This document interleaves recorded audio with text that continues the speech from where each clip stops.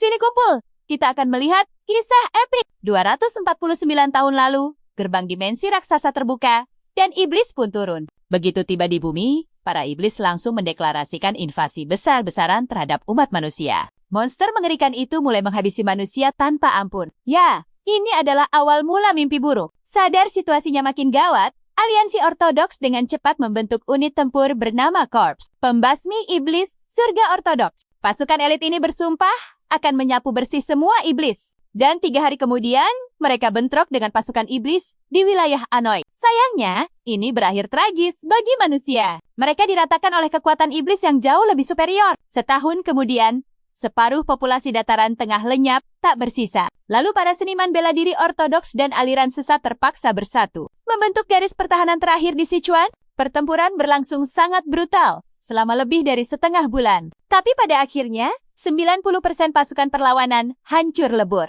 Kekalahan ini berujung pada kehancuran 90% seniman bela diri di dataran tengah. Para penyintas yang tersisa dijadikan budak dan diseret paksa menuju ke dunia iblis. Di antara mereka ada karakter utama kita, Beong.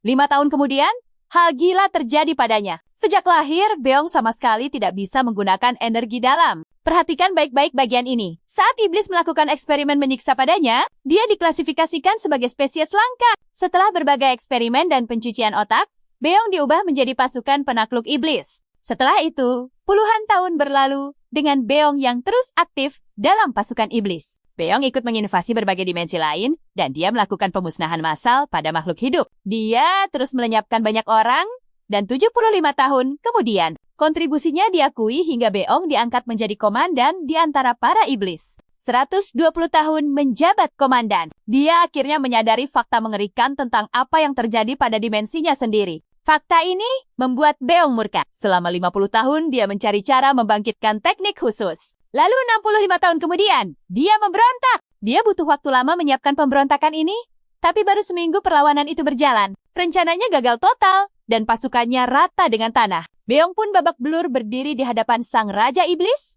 Traran, Raja Iblis itu mengejek Beong mentah-mentah, menyebutnya tidak lebih dari sebuah kekecewaan besar. Dia heran, Beong mempertaruhkan semua pencapaiannya hanya demi pemberontakan lemah. Traran lalu memanggil Beong dengan nama iblisnya, Shuit. Namun meski sekarat, Beong berteriak marah melarang Raja Iblis memanggilnya dengan nama menjijikkan itu. Traran bilang dia tidak paham. Kalian pasti juga mikir hal yang sama kan? Selama ini, dia mengamati. Meski manusia adalah spesies yang sangat lemah, dia mengakui mereka punya satu sifat luar biasa, yaitu obsesi gila untuk bertahan hidup, tidak peduli betapa hancurnya situasi mereka. Traran menganggap ini satu-satunya kekuatan absolut manusia. Traran lalu bertanya, kenapa Beong tiba-tiba bertindak ceroboh setelah patuh sekian lama? Sambil tersenyum mantap, Beong menjawab ini semua demi merasakan langsung pertarungan melawan Traran. Dia ingin mengukur seberapa kuat Traran, supaya di pertarungan berikutnya, dia jauh lebih siap untuk menghancurkannya. Traran jelas terkejut mendengarnya,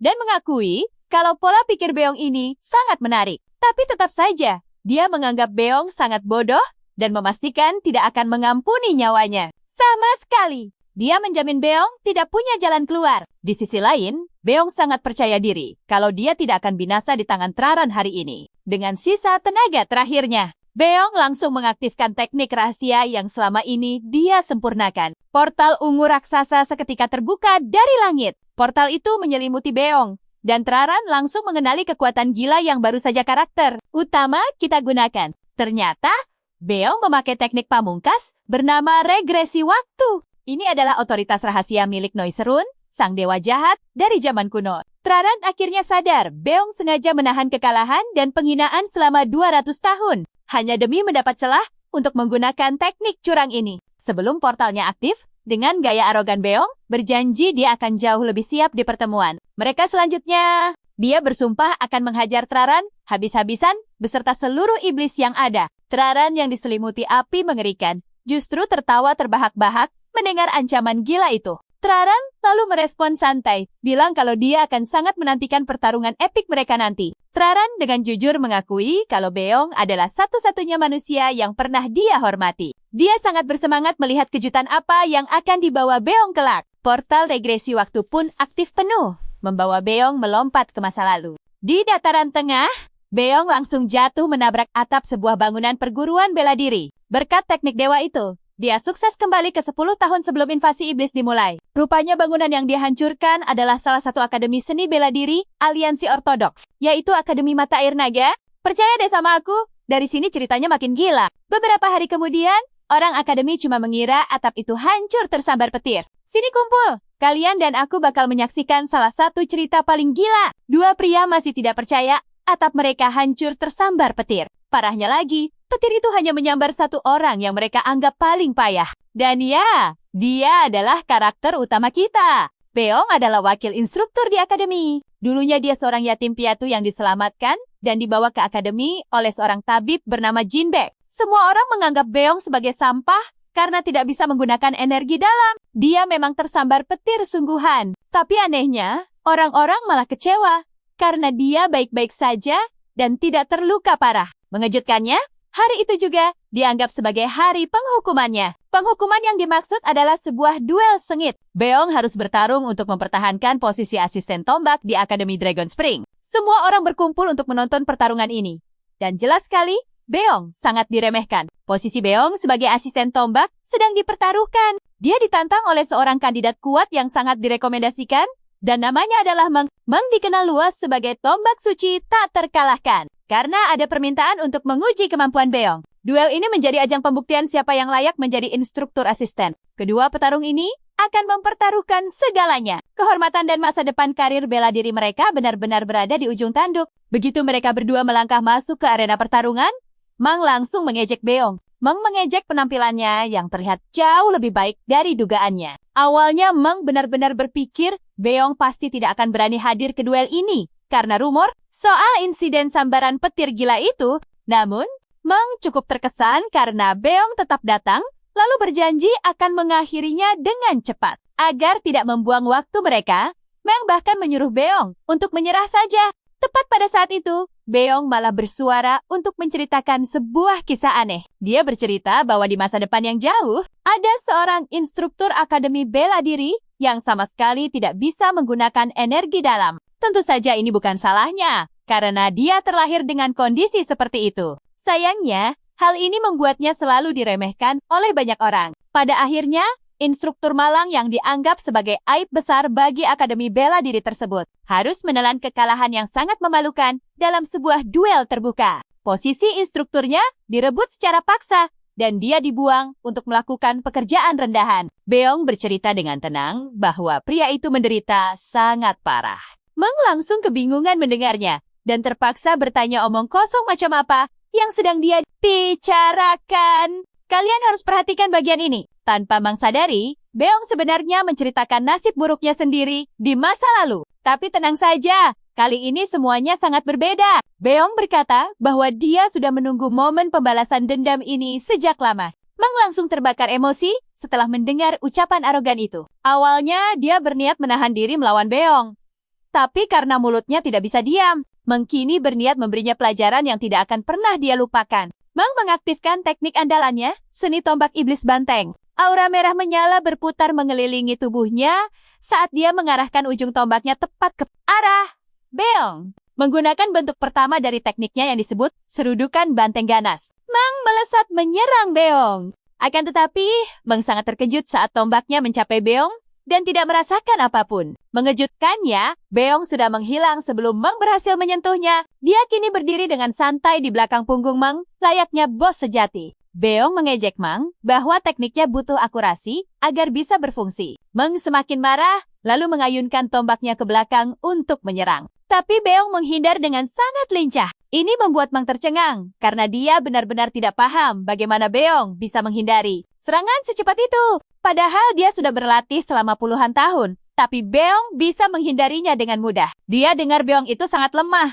Namun kenyataan di lapangan sungguh berbeda dari dugaannya. Beong menaburkan garam di atas luka Meng dengan menyebut tekniknya terlalu lambat dan sama sekali tidak layak untuk diajarkan pada siapapun. Meng tetap menolak percaya bahwa Beong berhasil menghindari serangan mematikannya. Dia mengira Beong hanya beruntung saja. Meng kemudian mengatur ulang posisinya, bersiap untuk menerjang Beong sekali lagi. Dia melompat dari tanah dengan sangat kuat, hingga tekanan dari pijakannya membuat arena pertempuran di bawah kakinya retak berkeping-keping. Meng melompat ke arah Beong dengan mata menyala penuh amarah. Dia lalu mengaktifkan bentuk keempat seni tombaknya yang dikenal sebagai serangan banteng jatuh. Ajaibnya, Beong tetap berdiri tenang melihat Meng melesat ke arahnya. Beong kemudian memamerkan beberapa gerakan tombak super keren. Tapi Meng mengejeknya dan bilang dia tidak akan bisa menahan serangan itu. Dalam sebuah kejadian tak terduga, Beong mengubah kuda-kudanya, lalu merentangkan satu tangan lurus ke arah Meng.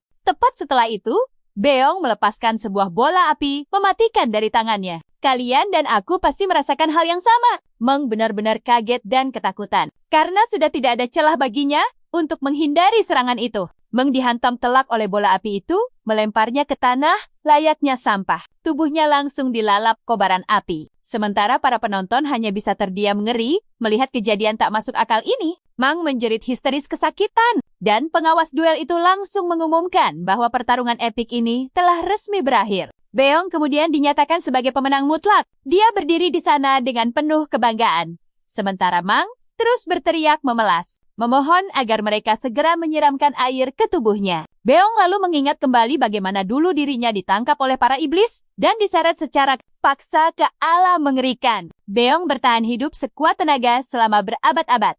Dan dalam proses gila tersebut, dia mulai menyadari sebuah fakta yang sangat penting. Jadi apa pelajaran kita hari ini? Seni sihir tingkat tinggi miliknya ternyata sama sekali tidak jauh berbeda dengan ilmu bela diri biasa. Tim medis segera muncul untuk menandu lawannya yang hangus dari arena. Beong bahkan masih sempat mengejek pria itu saat dibawa pergi, mengatakan bahwa pertarungan mereka barusan benar-benar sangat menyenangkan. Nah, coba kalian tebak, kekuatan gila macam apa yang sebenarnya Beong pakai ini? Penonton belum pernah melihat teknik bela diri seaneh itu. Salah satu dari mereka tak sengaja mendengar Beong menyebut jurus misterius itu sebagai yang Finger Arts. Para tetua mengakui kemenangannya. Tapi mereka semua bingung. Bagaimana pemuda ini tiba-tiba bisa memakai tenaga dalam? Beong langsung membalas santai bahwa itu murni karena keberuntungan dan mulai mengarang cerita konyol. Dia bercerita bahwa beberapa hari lalu dia memakan tanaman herbal aneh saat sedang jalan-jalan santai. Gara-gara rumput ajaib itu, Beong mengklaim dirinya sekarang mendadak bisa menggunakan tenaga dalam. Baru saja dia mau melanjutkan dongengnya. Para tetua itu langsung memotong ucapannya dengan sangat tegas. Mereka menegaskan kalau mereka sadar betul pemuda ini cuma membual. Beong tentu malas membujuk mereka lebih jauh. Jadi dia santai saja menyuruh mereka bebas, mau percaya atau tidak. Lagi pula, Beong merasa hal ini sama sekali tidak penting. Beong menyoroti satu fakta penting, bahwa dia sama sekali tidak curang di duel. Ini memang duel untuk posisi guru tombak, tapi tidak ada satupun aturan yang mewajibkan mereka untuk bertarung murni hanya menggunakan senjata tombak saja kan? Karena itulah, Beong merasa sama sekali tidak ada alasan untuk diinterogasi. Dia menang mutlak dan adil, dan itu adalah sebuah fakta yang tak bisa dibantah. Salah satu tetua benar-benar murka melihat sikap sombong Beong, tapi rekannya buru-buru menyuruhnya untuk segera menenangkan diri. Sang ofisial akhirnya mengakui kalau Beong memang benar. Dia memenangkan pertarungan sengit tersebut, namun saat pria itu hampir meresmikannya sebagai wakil instruktur, Beong memotongnya, mengatakan bahwa dia sebenarnya memiliki satu permintaan khusus yang ingin diajukan. Perhatikan baik-baik kejutan ini. Beong meminta ujian promosi jadi instruktur resmi, membuat semua orang di sana tercengang. Dia melangkah santai menyusuri akademi dengan tatapan takjub para siswa. Akademi Dragon Spring sendiri adalah fasilitas pelatihan bela diri milik Orthodox Alliance yang dibangun untuk mencegah bencana di dunia Junghu Marem. Tujuan utama akademi ini tentu saja mendidik para seniman bela diri yang kelak akan menjadi pilar terkuat bagi Orthodox Alliance. Sekolah ini menerima anak-anak muda luar biasa dari usia 15 hingga 18 tahun yang berasal dari sekte atau klan besar. Barisan instrukturnya pun terdiri dari para master bela diri tangguh dari Orthodox Alliance itu sendiri. Mereka semua dibagi menjadi dua posisi, yakni asisten instruktur dan instruktur senior. Jumlah asisten instruktur jauh lebih banyak demi memastikan setiap siswa diajari dengan benar dan mendapatkan perhatian penuh. Tak lama setelah itu, Beong baru saja mau masuk kamar saat tabib Jinbek tiba-tiba datang, menghentikannya. Tabib tua itu bertanya, bagaimana Beong mendadak bisa memakai tenaga dalam. Dia sangat penasaran apa yang sudah pemuda itu lakukan. Beong menjawab santai kalau itu cuma keberuntungan belaka. Tapi Jinbek langsung marah besar dan menyebut ucapan Beong itu hanyalah omong kosong. Jinbaek mengingatkan bahwa dirinya sudah merawat kondisi fisik Beong sejak waktu yang lama. Sejak tabib itu tahu Beong cacat tenaga dalam, dia sudah melakukan segala macam cara medis untuk menyembuhkannya. Namun sayangnya pria tua itu selalu saja menemui kegagalan pahit. Jinbaek sampai berlutut menangis dan menyebut dirinya tidak berguna. Sambil bercucuran air mata, dia teringat penderitaan Beong yang selalu dihina orang lain karena cacat tenaga dalamnya. Pria tua itu pun mulai meminta maaf. Dan Beong hanya bisa tersenyum lembut menyadari sifat tabib ini sama sekali tidak berubah. Jelas sekali, Jinbaek sudah seperti figur seorang ayah bagi Beong. Di kehidupan masa lalunya, tepatnya 542 tahun lalu, Jinbaek menerjang lautan api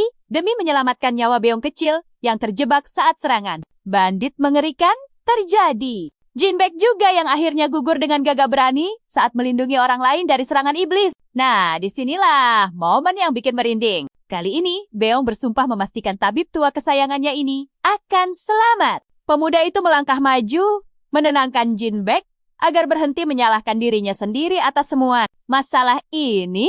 Dia juga meminta pria tua itu agar tidak lagi cemas memikirkan masa depannya. Ekspresi sedih Jinbaek seketika berubah menjadi sangat kebingungan saat dia mendengar perkataan Beong barusan. Beong memohon agar Jinbaek mempercayainya, karena mulai sekarang, dialah yang akan turun tangan membereskan semua masalah mereka. Malam harinya, pemuda tangguh ini mulai memeriksa kondisi tubuh aslinya saat sedang sendirian di dalam kamar. Dia sadar bahwa mantra waktu yang dipakai sebelumnya ternyata menguras habis 90%. Kapasitas mananya, batas sihir yang bisa dia gunakan sekarang hanyalah lingkaran keempat. Cukup mengecewakan sih, mengingat dulunya dia sudah mencapai level lingkaran ke-8 yang butuh waktu berabad-abad untuk dicapai. Meski begitu, Beong mencoba tetap berpikir positif. Dia seharusnya sangat bersyukur, karena setidaknya masih ada sisa mana di tubuhnya saat ini. Dia kembali teringat penderitaannya di masa lalu, dan menyadari satu fakta penting. Ya, dia benar-benar telah kembali dari neraka yang disebut alam iblis. Rencananya sukses. Dia berhasil memutar balik sejarah wilayah Jang menuju masa damai sebelum invasi iblis itu terjadi. Tapi jangan senang dulu. Beong tahu persis pasukan iblis akan tetap menyerang 10 tahun dari sekarang, dan dunia pasti hancur berantakan. Tapi untungnya, pemuda kita punya memori 300 tahun. Terus ikuti ceritanya bersamaku untuk melihat bagaimana Beong mengubah segalanya. Mengingat dia memegang semua informasi krusial pasukan iblis, termasuk jenis sihir gelap yang biasa mereka pakai. Ikuti terus ceritaku, dia tahu senjata rahasia untuk invasi ini, dan paling gila lagi, cara menumbangkan Raja Iblis Taran. Sesaat kemudian, Jinbaek masuk ke kamar Big Gang. Dia bilang kalau wakil Master Academy, Qian Semyong, sedang mencarinya malam-malam begini. Bang kaget bukan main, karena dicari selarut ini. Apalagi fakta kalau Jinbaek yang repot-repot diutus langsung untuk menyampaikan pesan itu padanya. Jinbaek bilang ke Beong kalau dia santai saja, tapi jujur, dia sangat mengkhawatirkan keadaannya saat ini. Jinbaek sangat tahu, Beong dipanggil karena dia nekat meminta promosi jabatan. Pria itu menyuruhnya ekstra hati-hati karena ujiannya pasti gila. Lagi pula, Seamyong adalah orang yang sebelumnya merekomendasikan Ming. Karena Bang sukses menghabisi Mang dengan mudah, Seamyong pasti sangat membencinya. Jinbaek lalu bertanya, kenapa Bang? Tiba-tiba ngebet banget jadi instruktur resmi. Beong menjawab tenang. Ini adalah langkah pertamanya untuk membenahi akademi tersebut. Tanpa basa-basi, Beong langsung berpakaian dan melangkah mantap menuju kantor tempat dia dipanggil. Usut punya usut, Dragon Spring Academy dulu adalah akademi super legendaris. Bahkan, dianggap yang paling top dari 3 akademi bela diri ortodoks. Tapi 2 tahun lalu, Master Academy yang masuk 10 besar master bela diri terkuat tiba-tiba lenyap tanpa jejak. Karena sosoknya mustahil digantikan, pihak akademi gencar mencarinya selama 2 tahun penuh. Tapi hasilnya benar-benar nihil. Gara-gara hilangnya master hebat ini, akademi tersebut langsung kehilangan masa kejayaannya. Bong akhirnya tiba di ruangan tempat Seamyong dan pejabat lain menunggu. Saat ditanya apakah dia serius soal promosinya, Bong menjawab iya dengan senyum lebar di wajahnya. Padahal aslinya, Beong sangat muak pada Simyong yang menjadi biang kerok hancurnya reputasi akademi itu. Nah, perhatikan baik-baik. Beong teringat hari invasi iblis itu. Retakan raksasa terbuka dari segala arah, memunculkan monster-monster mengerikan yang mulai menghabisi semua orang. Makhluk buas mengepung dari kanan kiri. Tak ada celah untuk kabur. Jeritan histeris pecah di mana-mana bersama jatuhnya korban. Hari mencekam ini menjadi awal mula invasi besar para iblis ke dimensi mereka. Para murid muda dari Dragon Academy rata disapu bersih dengan cara yang paling brutal dan kejam. Hari itu, Bigong melihat langsung Samyong dan instruktur Dong kabur pengecut dari akademi. Andai Samyong tidak kabur, atau seenggaknya melaporkan situasi dan mengaktifkan sistem pertahanan akademi, pasti banyak nyawa yang bisa diselamatkan dari tragedi itu. Sambil berdiri di ruangan itu, Bing masih terngiang jelas jeritan pilu para murid yang gugur hari itu. Meski semua ini belum terjadi, karena Bigong kembali ke masa lalu. Dia ogah melupakan wajah jelek Seyong yang sangat pengecut itu. Karena Beong sangat bersikeras minta promosi, Seyong memberitahu kalau ada satu ujian gila yang wajib dia lewati lebih dulu. Semyong menyuruh Bong untuk menggerebek langsung markas besar para satria iblis. Kalian pasti mikir hal yang sama denganku kan? Bong kaget dan bertanya lagi. Ternyata markas iblis itu cuma sekumpulan bandit gunung. Simyong membenarkannya dan menyuruh Bong untuk segera memberantas habis gerombolan bandit. Merepotkan itu. Secara resminya, markas satria iblis ini adalah kelompok bandit besar yang bersarang di Gunung Suci Tua. Lokasinya lumayan dekat dari Dragon Spring Academy. Akibat banyaknya laporan kerusakan yang ditimbulkan gerombolan bandit itu, muncul perintah pembasmian demi keselamatan warga sipil. Inilah misi dari Samyong untuk Beong yang sudah ditandatangani sah di atas gulungan resmi. Usai membaca gulungan itu, Bigong langsung mencecar Samyong. Kenapa dia harus repot-repot membasmi bandit rendahan cuma demi posisi instruktur biasa? Samyong berdalih kalau misi ini adalah syarat paling dasar untuk bisa diangkat menjadi instruktur. Mengingat para instruktur senior adalah tulang punggung utama kekuatan akademi. Dung yang duduk di ruangan itu adalah sang instruktur senior teknik pedang mematikan. Intinya, semua instruktur senior di sana dianggap master bela diri beneran. Mulai dari Samyong ahli pedang petir, sampai Deong master jurus pedang harimau tiran. Belum lagi ada Yunbuk yang sangat jago panahan dengan jurus andalannya, panah pengejar jiwa. Sang Pilgi juga seorang instruktur tangguh dengan seni pedang suci bayangan gelapnya. Orang-orang elit ini sudah diakui resmi oleh aliansi ortodoks karena pencapaian gila mereka. Seperti menumbangkan pemimpin bela diri iblis jahat atau melibas kawanan bandit. Setelah mendengar semua omong kosong Seyong, Beong dengan santai bertanya, berapa lama waktu misinya? Tentu saja dong, langsung emosi melihat bocah songong ini. Tapi Semyong cepat-cepat menenangkan rekannya itu. Semyong kemudian menegaskan, Beong punya waktu 2 minggu untuk menyelesaikan misi. Terlambat sehari saja tak akan dimaafkan. Mendengar ancaman itu, Beong malah tersenyum sinis. Dia bilang nggak butuh 2 minggu. Karena dia bakal membereskan misi itu dalam 3 hari saja. Kepercayaan diri Bong sukses bikin para instruktur melongo. Terutama Dong. Begitu Bang keluar ruangan, Dong langsung menginterogasi Simyong. Apa dia beneran berniat mempromosikan Bang? Jadi menurut kalian gimana? Seyong tersenyum licik dan menjamin Bang gak akan pernah kembali. Hidup! Hidup! Ayo bersiap melihat aksi gila ini. Dong penasaran. Lalu bertanya apa rencana Samyong. Sementara itu, Bang sudah melesat menuju pegunungan. Dia memakai sihir percepatan agar bergerak lebih kilat. Beong sama sekali bukan orang bodoh. Dia sangat tahu apa yang sedang direncanakan oleh Simyong. Bing ingat betul, pada masa-masa inilah, aliansi hutan mulai bangkit dan mendapatkan popularitas tinggi. Beong menjelaskan bahwa saat ini, orang-orang belum tahu banyak soal mereka. Untuk sekarang, kelompok itu belum jadi ancaman besar. Di waktu yang sama, Seyong sedang membeberkan rencananya kepada Dong. Dia bilang bahwa pemimpin aliansi itu adalah seorang ahli bela diri tingkat puncak yang luar biasa. Namanya Master Akugom dari Benteng Satria Iblis. Semyong menyebut Gugi bukan pemimpin bandit biasa, dan bahkan kubu ortodoks pun sangat mengakui fakta itu. Kenyataannya, dia adalah mantan pemimpin sekte aliran sesat yang bernama Sekte Penghancur Surga. Dia dikhianati dan banyak orang percaya bahwa dia telah tumbang di tangan para pengkhianat beberapa tahun lalu. Namun, dia berhasil selamat. Dia lalu melacak semua orang yang mengkhianatinya dan menghabisi mereka tanpa sisa sama sekali. Karena pembalasannya yang sangat kejam, murim aliran sesat memasang harga buronan untuknya. Sejak saat itu, Guyong terus bersembunyi. Tapi baru-baru ini dia muncul lagi di sekitar area tersebut. Mendengar semua cerita mengejutkan ini, Dung terbelalak lalu bertanya kepada Seyong dari mana dia bisa tahu tentang semua informasi itu. Tapi Samyong menghindari pertanyaan itu.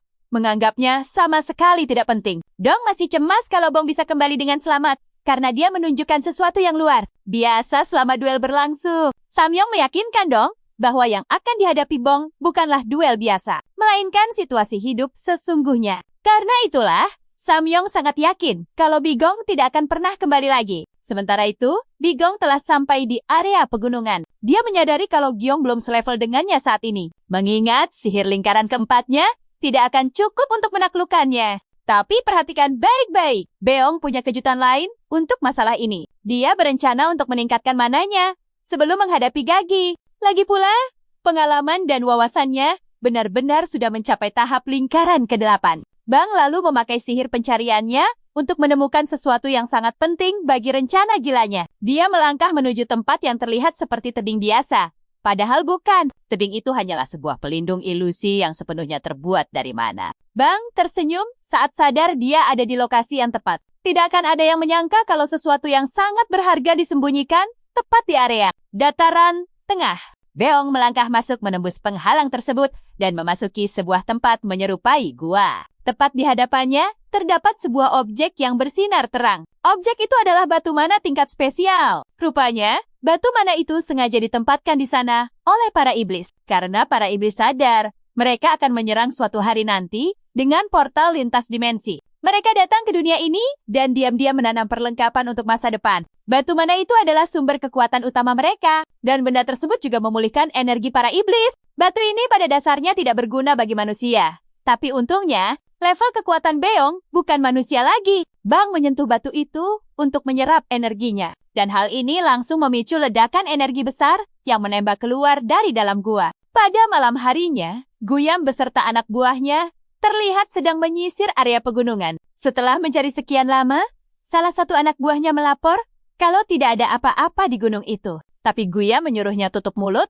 dan mencari lebih teliti lagi. Rupanya, karena betapa hebat dan berpengalamannya seorang Guk itu, kalian pasti kaget melihat ini. Dia bisa merasakan ledakan energi dari saat Bang menggunakan batu mana itu. Tiba-tiba saja, Bigong sudah muncul di belakangnya. Duduk santai tanpa beban. Beong langsung memuji intuisi tajam Guk, mengatakan bahwa dia cukup terkesan dengannya. Guk merasa jijik dengan kehadiran Beigong dan langsung membentaknya. Bertanya siapa dia sebenarnya. Bong memanfaatkan momen ini untuk memancarkan aura. Melepaskan lingkaran sihir di tangannya sebelum memberitahu Gagi bahwa dia adalah seorang instruktur dari Akademi Dragon Spring. Anak buah Gagi jelas tidak percaya pada Bigong. Tapi saat mereka sibuk berdebat, bos mereka langsung menyuruh mereka semua diam. Gome lalu mengalihkan fokusnya kembali pada Bigong. Dia bertanya apakah dia penyebab ledakan energi besar itu. Dan Bong malah menjawabnya dengan sangat sarkastis. Gagi mengamuk, lalu mencoba menebas Bong dengan pedangnya. Tapi Bong bisa menghindari serangan itu dengan santai. Serangan Guyong meninggalkan ledakan merah, membuatnya yakin kalau dia telah berhasil mengenai Bong. Dia menyombongkan diri, bersiap untuk menyingkirkannya. Tapi seketika terkejut setengah mati saat mendengar suara Bong di belakangnya. Bang melepaskan energi mana dan langsung menggunakannya untuk menyerang Guk. Bong dengan gesit bereaksi terhadap serangan itu. Tapi nasib sial dialami anak buah Gagi karena mereka semua langsung tumbang. Tak bersisa terkena dampak serangannya. Ini menyisakan Gu sendirian. Mulutnya terbuka lebar karena ketakutan saat melihat bagaimana Bigong meratakan seluruh timnya hanya dalam sekejap mata. Tanpa sedikit pun rasa takut di matanya. Bigong memberitahu Guk kalau dia ke gunung ini juga untuk menyingkirkannya. Itu berarti tujuan mereka berdua saling sejalan. Keduanya langsung saling menerjang maju. Bigong bahkan memprovokasi Gagi untuk membalaskan dendam anak buahnya. Guk yang semakin murka berteriak, menanyakan identitas Bigong yang sebenarnya. Pertarungan keduanya jadi makin brutal. Aura ungu milik Bigong kini berbenturan dahsyat dengan aura merah pekat milik Guyam. Dentingan pedang dan rentetan ledakan keras menjadi sorotan utama pertempuran epik ini. Sambil Beong terus mengingatkan Gugi kalau dia adalah instruktur akademi. Gagi menolak percaya sambil terus kewalahan menyerang. Sampai di sini, kita semua sepakat kan kalau gerakan Bigong memang terlalu gesit? Sini kumpul. Kalian pasti sadar kalau Bigong sama sekali tidak kesulitan melawan Guyong. Dan itu bikin dia kesal. Kesabarannya habis. Gai akhirnya benar-benar meledak dan melepaskan kekuatan pamungkasnya. Aura merah raksasa memenuhi seluruh area, memicu gelombang kejut luar biasa yang bahkan sampai mendorong Bong mundur ke belakang. Serangan mematikan Gugam ini bernama Heaven Destroying Hegemon Divine Arts yang super epic. Guk mengeluarkan seluruh energi intinya demi memaksimalkan kekuatan, membuat kedua matanya menyala merah terang. Guk bilang ke Big Bang kalau dia sudah buat kesalahan fatal karena memaksanya memakai jurus pamungkas. Dia lalu mulai menjelaskan asal-usul kekuatannya yang luar biasa itu. Semua berawal saat dia didorong dari tebing oleh para pengkhianat sambil bermimpi untuk balas dendam. Dia berhasil mengumpulkan banyak energi inti bawaan secara perlahan. Tapi Beong langsung membungkamnya. Dia membuat pria itu syok dan menegaskan kalau tidak ada yang peduli dengan cerita masa lalunya. Hinaan pedas ini benar-benar membuat Guiyam terkejut. Bigong memperjelas kalau dia sama sekali tidak peduli pada kisah penjahat kelas teri. Tiba-tiba saja, Guiyam menyadari ada jalur es yang merambat lurus ke tubuhnya, mengunci semua pergerakannya. Perhatikan baik-baik bagian ini. Ini ternyata salah satu jurus Bigong yang bernama Freezing Wave. Saat Gu masih syok, Bigong mendekat dan menghajarnya dengan jurus lain bernama Astral Chain. Dua portal terbuka di sisinya, lalu muncul rantai tebal yang langsung mengikat lengan Gu dan menahan semua gerakannya. Dia berteriak frustrasi dan berusaha sekuat tenaga membebaskan diri dari rantai itu. Tapi Bigong menyuruhnya santai saja. Dia memberitahu bahwa sejak detik rantai itu menyentuhnya, pria itu sudah pasti kalah telak. Usut punya usut, Astral Chain ini menghisap energi internal korban. Ini pada dasarnya mantra ajaib untuk menumbangkan para seniman bela diri. Sadar dia tidak bisa kabur kemanapun. Guiyam bertanya dari mana Bigong belajar ilmu sihir tingkat tinggi seperti ini. Dia bahkan bertanya apakah Bigong ini anggota sekte iblis. Tapi Bigong membalas keren kalau itu bukan ilmu sihir, melainkan sihir murni. Beong masih saja mengejek Guiyam, memanggilnya bandit bodoh karena tidak bisa membedakan mana sihir murni dan mana ilmu sihir biasa. Rasa frustrasi dan kekalahan mulai terasa. Guiyam sangat menyesali kenyataan bahwa perjalanannya akan segera berakhir tragis di pegunungan ini. Bang bertanya, apakah dia punya penyesalan? Lalu Gai mengaku satu-satunya hal yang dia sesali adalah gagal mewujudkan impian balas dendamnya. Dia ingin menghancurkan mereka yang memanipulasi bawahannya saat dia masih bergabung dengan sekte Heaven Destroying di masa lalu. Demi balas dendam itulah dia mulai bekerja sama dengan Simyong. Ini juga alasan utamanya berada di pegunungan, semata-mata demi memulihkan seluruh kekuatannya. Setelah mendengar semua curhatan itu, Beong malah bertepuk tangan, sama sekali tidak menunjukkan sedikit pun rasa simpati pada tujuan Gong. Beong menertawakan Guk, tapi dia mengakui kalau tekadnya kuat dan pola balas dendamnya itu sudah sangat tepat sasaran. Gomen tidak percaya Beong tega mengejeknya. Lalu dia memarahi Beong habis-habisan. Dia bilang Beong tidak mungkin paham rasa sakitnya karena pasti tumbuh dengan sangat nyaman. Beong mendengar ini dan langsung meledak. Dia tidak habis pikir Gome berani menyebut hidupnya selama ini berjalan nyaman dan aman. Dengan mata yang bersinar tajam, Beong melangkah mendekati Gome. Gagi melihat aura mengerikan ini dan sadar kalau dia sudah salah bicara. Ekspresi terkejut di wajahnya sudah menjelaskan semuanya. Dia langsung mengambil kesimpulan kalau Beong jelas-jelas bukan pria biasa pada umumnya. Kalian pasti memikirkan hal yang sama denganku kan? Beong ini agak gila. Tepat setelah itu, Beong memutuskan untuk membuat Guk merasakan penderitaan 200 tahunnya. Terlihat persis seperti penjahat menakutkan. Beong meletakkan tangannya di atas kepala Guyong agar pria itu bisa mengintip sedikit penderitaan masa lalunya. Kesadaran Guk langsung ditarik paksa masuk ke alam iblis agar dia bisa melihat sendiri apa yang Bong alami. Tempat pertama dia mendarat adalah sebuah tanah tandus yang kelam. Dia mulai bertanya-tanya apa yang sedang terjadi dan apa yang Beong lakukan padanya. Dia masih kebingungan saat tiba-tiba seekor monster raksasa yang sangat menakutkan muncul tepat di atas kepalanya. Rasa takut mencekam.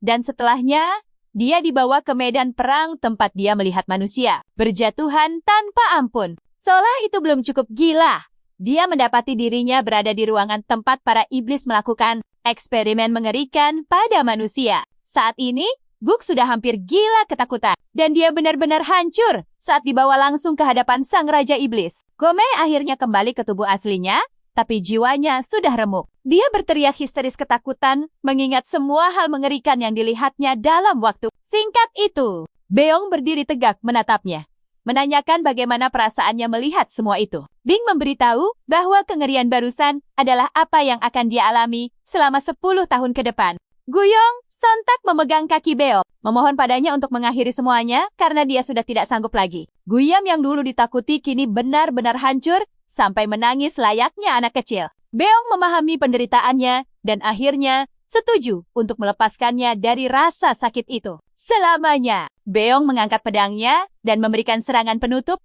pada Gugyong tanpa ragu. Beong lalu kembali ke akademi membawa pedang dan bukti kemenangan atas Guyong. Dia menunjukkannya pada Saamyong yang seketika tidak bisa mempercayai matanya sendiri. Bong bilang ke Saamyong kalau dia sudah menduga Samyong tidak akan percaya jika dia cuma membawa pulang pedang itu. Makanya dia membawa bukti tambahan yang tak terbantahkan. Tanpa ragu sedikit pun, Bigong memberitahu Simyong bahwa diskusi soal promosinya jadi instruktur senior harus segera dibahas. Keesokan paginya, Simyong langsung mengadakan rapat penting dengan para instruktur senior lainnya. Instruktur senior Yawujin sampai tidak percaya Bigong bisa mengalahkan Guyong. Keren banget kan perjalanan kita kali ini? Kalian dan aku akan menyaksikan cerita liar ini. Dia mengingatkan rekannya bahwa Bigong dulunya cuma aib akademi. Unuk kemudian bertanya pada Dong apa benar Bigong menggempur markas Satria kegelapan itu sendirian. Dong langsung membenarkan hal tersebut dan menceritakan ke teman-temannya kalau dia pergi ke pegunungan itu sendirian. Dia bilang dia menemukan targetnya tumbang tepat di lokasi yang sebelumnya sudah disebutkan oleh Bigong kepadanya. Dong mengaku sama sekali tidak tahu bagaimana Bigong melakukannya. Tapi dia sadar semua lawan selain Gai terkena tebasan mematikan di leher hanya dalam satu serangan. Tentu saja hal ini bikin kelompok itu makin bingung karena Bigong dikenal sebagai instruktur tombak. Mereka mulai bertanya-tanya, jangan-jangan Bigong juga menyembunyikan teknik pedangnya. Tapi mereka merasa mustahil untuk menarik kesimpulan seperti itu. Saat Dung menyadari kalau teman-temannya mulai tidak percaya pada ceritanya, dia menyuruh mereka pergi ke pegunungan untuk membuktikannya sendiri. Simyong sadar situasinya mulai memanas, jadi dia segera meminta teman-temannya untuk tenang dulu. Bagi Simyong pun, skenario gila ini sama sekali tidak masuk akal, karena dia sangat tahu kekuatan Gugi. Dia tahu betul Gu Geom adalah master tingkat puncak, dan dia memastikannya sendiri saat menyampaikan pesan penting dari aliansi ortodoks langsung kepada Gugi. Dengan kekuatan Gugi yang sebesar itu, nah, kalian pasti memikirkan hal yang sama denganku. Simyong bingung bagaimana Bigong bisa menumbangkannya dalam semalam. Bahkan, Samyong mengaku tidak akan sanggup melakukan hal tersebut, mengingat semua kemungkinannya. Ide kalau Jinbaek mungkin diam-diam membantu Beong sempat terlintas di pikirannya, tapi dia langsung menepis jauh-jauh dugaan tersebut. Berdasarkan info yang dia tahu, Jinbaek tidak sehebat itu. Kesimpulan Simyong hanyalah dia harus menyelidiki sosok Beong lebih dalam lagi. Simyong kemudian bertanya pada Dong, apakah dia bisa menghubungi markas Ghost Shadow Manor. Rupanya, Ghost Shadow Manor ini adalah salah satu organisasi bayangan terbesar di dunia bela diri. Kelompok ini sangat terkenal mau melakukan tugas apa saja, asalkan bayarannya benar-benar sesuai. Samyong lalu menyuruh Dong meminta mereka mencari tahu segalanya soal Bigong. Samyong bahkan ingin tahu apa saja aktivitas harian si Bang. Setelah itu, diskusi berlanjut soal apakah mereka akan memberikan promosi untuk si Big Beong atau tidak. Namun, salah satu dari mereka ternyata punya solusi licik. Dia sudah menyusun daftar murid bermasalah yang akan dibimbing oleh Bigong. Mereka semua tertawa puas melihat daftar itu dan memuji rekannya karena mendapatkan ide yang sangat brilian. Mereka yakin Bigong pasti bakal menyerah duluan. Bahkan sebelum organisasi bayangan itu sempat melakukan tugasnya. Mereka super yakin ini akan terjadi karena Bigong masih sangat minim pengalaman dalam mengajar. Saat ditanya reaksinya,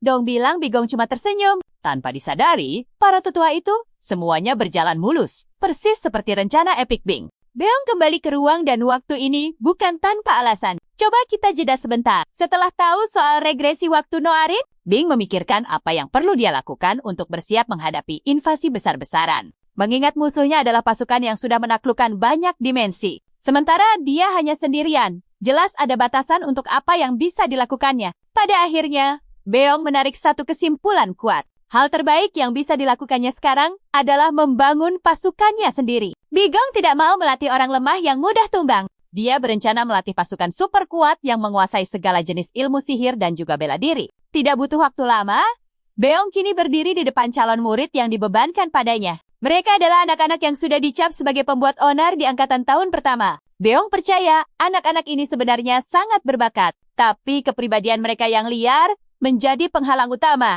Selain itu, beberapa dari mereka sengaja diabaikan hanya karena tidak berasal dari keluarga bangsawan bergengsi. Sangat wajar Samyong dan kroninya mengira Beong bakal kewalahan menghadapi mereka. Tapi, para tetua itu tidak tahu satu fakta yang luar biasa penting. Ada dua pahlawan epik selama invasi iblis dulu. Pertama, master bela diri yang sukses mencapai tahap evolusi di akhir usia 20-an. Dia adalah harapan terakhir Merm yang memimpin aliansi melawan musuh. Sang pemimpin aliansi pedang surgawi. Orang kedua adalah pemanah jenius yang memimpin pasukan khusus untuk misi penyusupan dan juga patroli. Sendirian, dia sukses membasmi sebagian besar musuh dan dijuluki sebagai sang pemanah dewa pembasmi iblis. Tanpa disadari, kelompok Samyong, dua sosok overpower itu ada di kelas Beong. Dengan senyum lebar, Beong menyambut mereka dan memperkenalkan diri sebagai instruktur. Sebelumnya, pada hari itu, Gokbok dari kelas pertama Camellia, anak kedua dari agensi pengawal naga makan, terlihat sedang menghajar murid lainnya, yakni Dan Lelayong.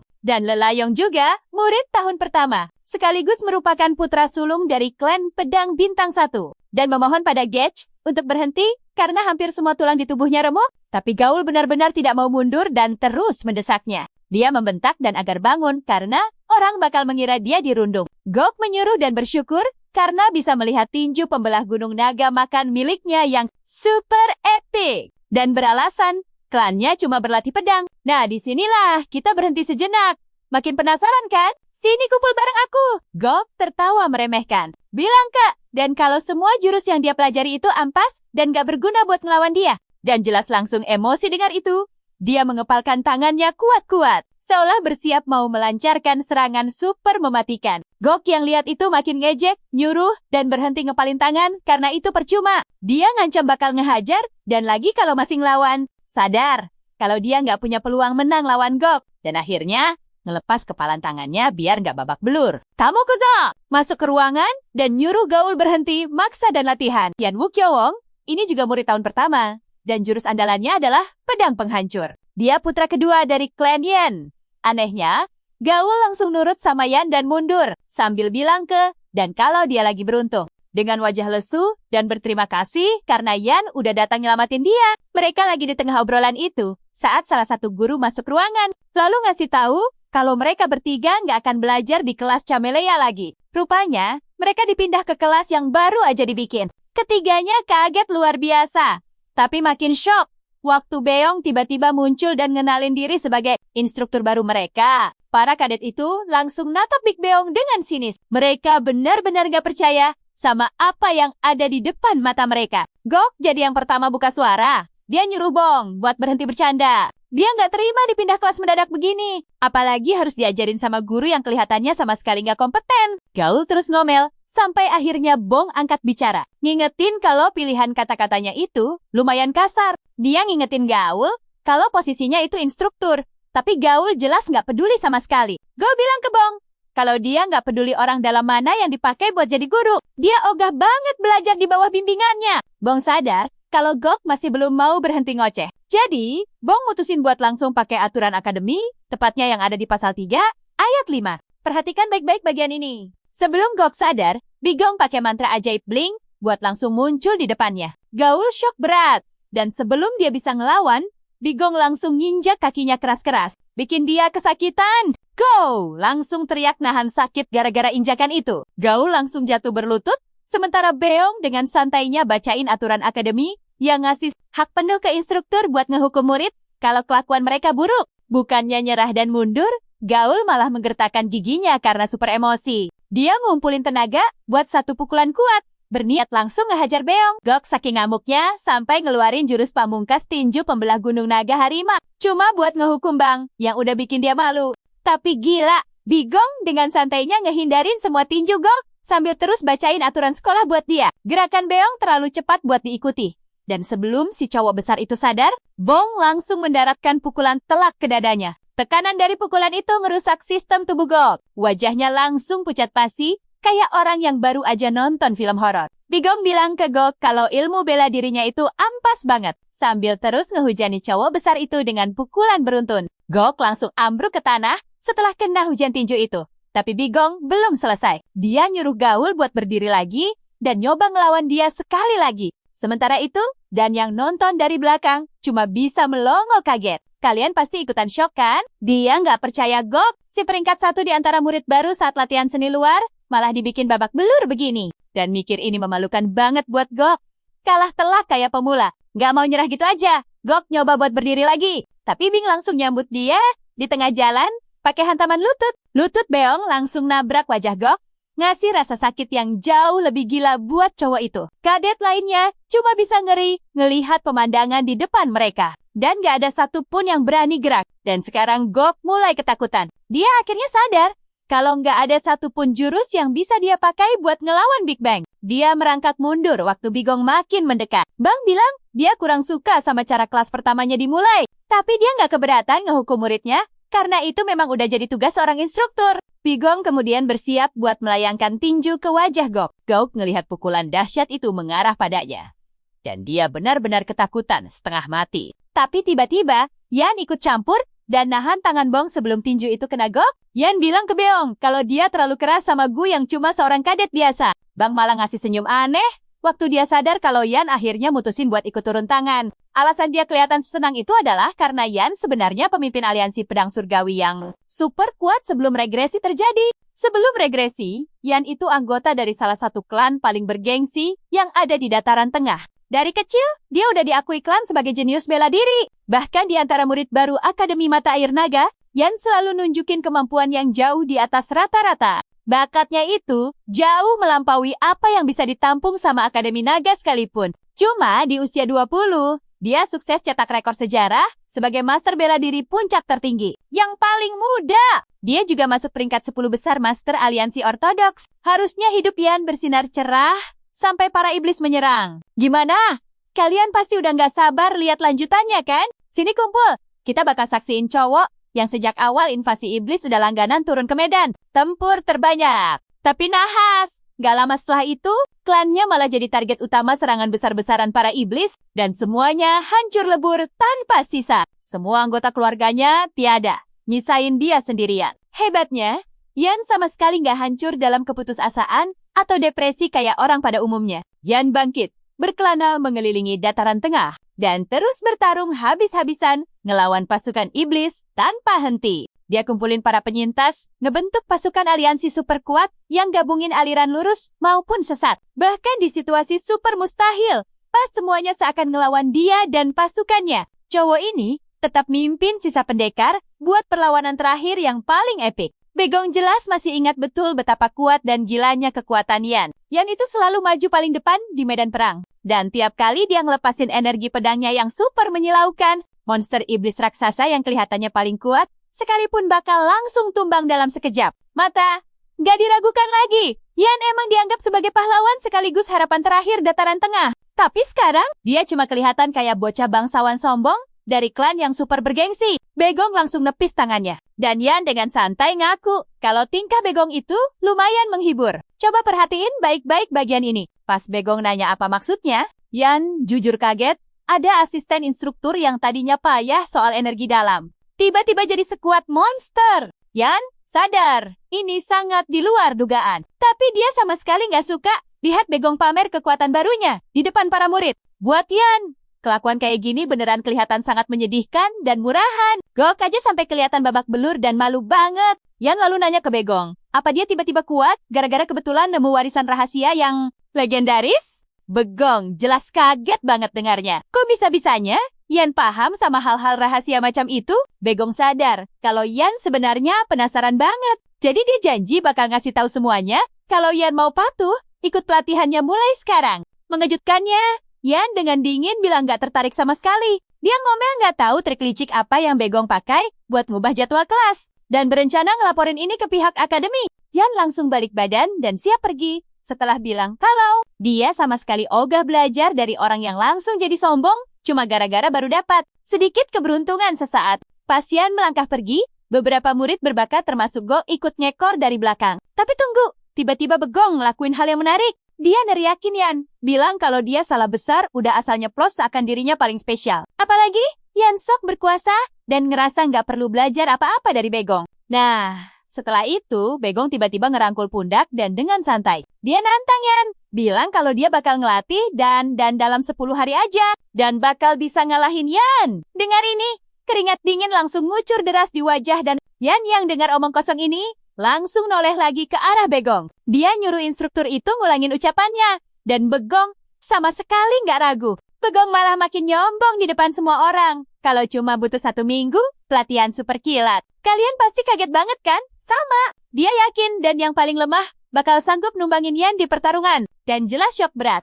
Tapi sebelum dia sempat protes, mulutnya udah dibekap Begong. Yan dengan tatapan tajam nanya, apa Begong berani tanggung jawab sama omongannya barusan? Dan Begong, mantap, jawab iya. Begong akhirnya bikin taruhan gila. Dia bilang, kalau dan sukses ngalahin Yan cuma dengan 10 hari latihan darinya. Yan harus ikut kelasnya tanpa banyak protes lagi. Tapi sebaliknya, kalau Yan yang menang, cowok itu bebas minta Begong ngelakuin apa aja. Begong bahkan ngeyakinin Yan.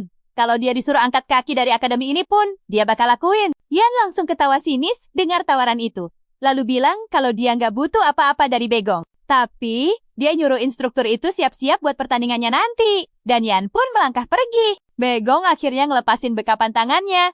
Dan langsung teriak histeris, ketakutan. Dan ngerasa riwayatnya udah tamat, dan protes kenapa Begong nekat ngelakuin hal segila itu. Begong nyuruh muridnya itu tenang dulu, buat dengerin penjelasan, tapi, dan udah keburu panik parah. Dia terus-terusan ngomel, dan nahan Begong, supaya nggak pergi. Sampai akhirnya Begong hilang kesabaran, dan langsung nampar pipinya keras-keras, dan langsung jatuh tersungkur ke lantai. Sementara Begong dengan santainya ngumumin ke sisa murid di sana, kalau kelas hari ini udah selesai. Dia juga ngasih tahu mereka, kalau jadwal kelas berikutnya, bakal dikirimin ke masing-masing orang. Besok harinya, para murid bubar sambil kebingungan sama kejadian barusan. Sementara itu, Dan masih meratap di lantai, mikirin masalah besar apa yang baru aja nimpa dia. Begong cuma ngingetin, dan kalau tugasnya gampang, cukup menang aja. Tapi masalahnya, Dan langsung keingat momen kelam pas tanding publik pertamanya dulu. Di pertandingan pertama setelah masuk akademi, orang pertama yang jadi lawannya adalah Gok. Dan dihajar sampai babak belur tanpa ampun. Sejak saat itu,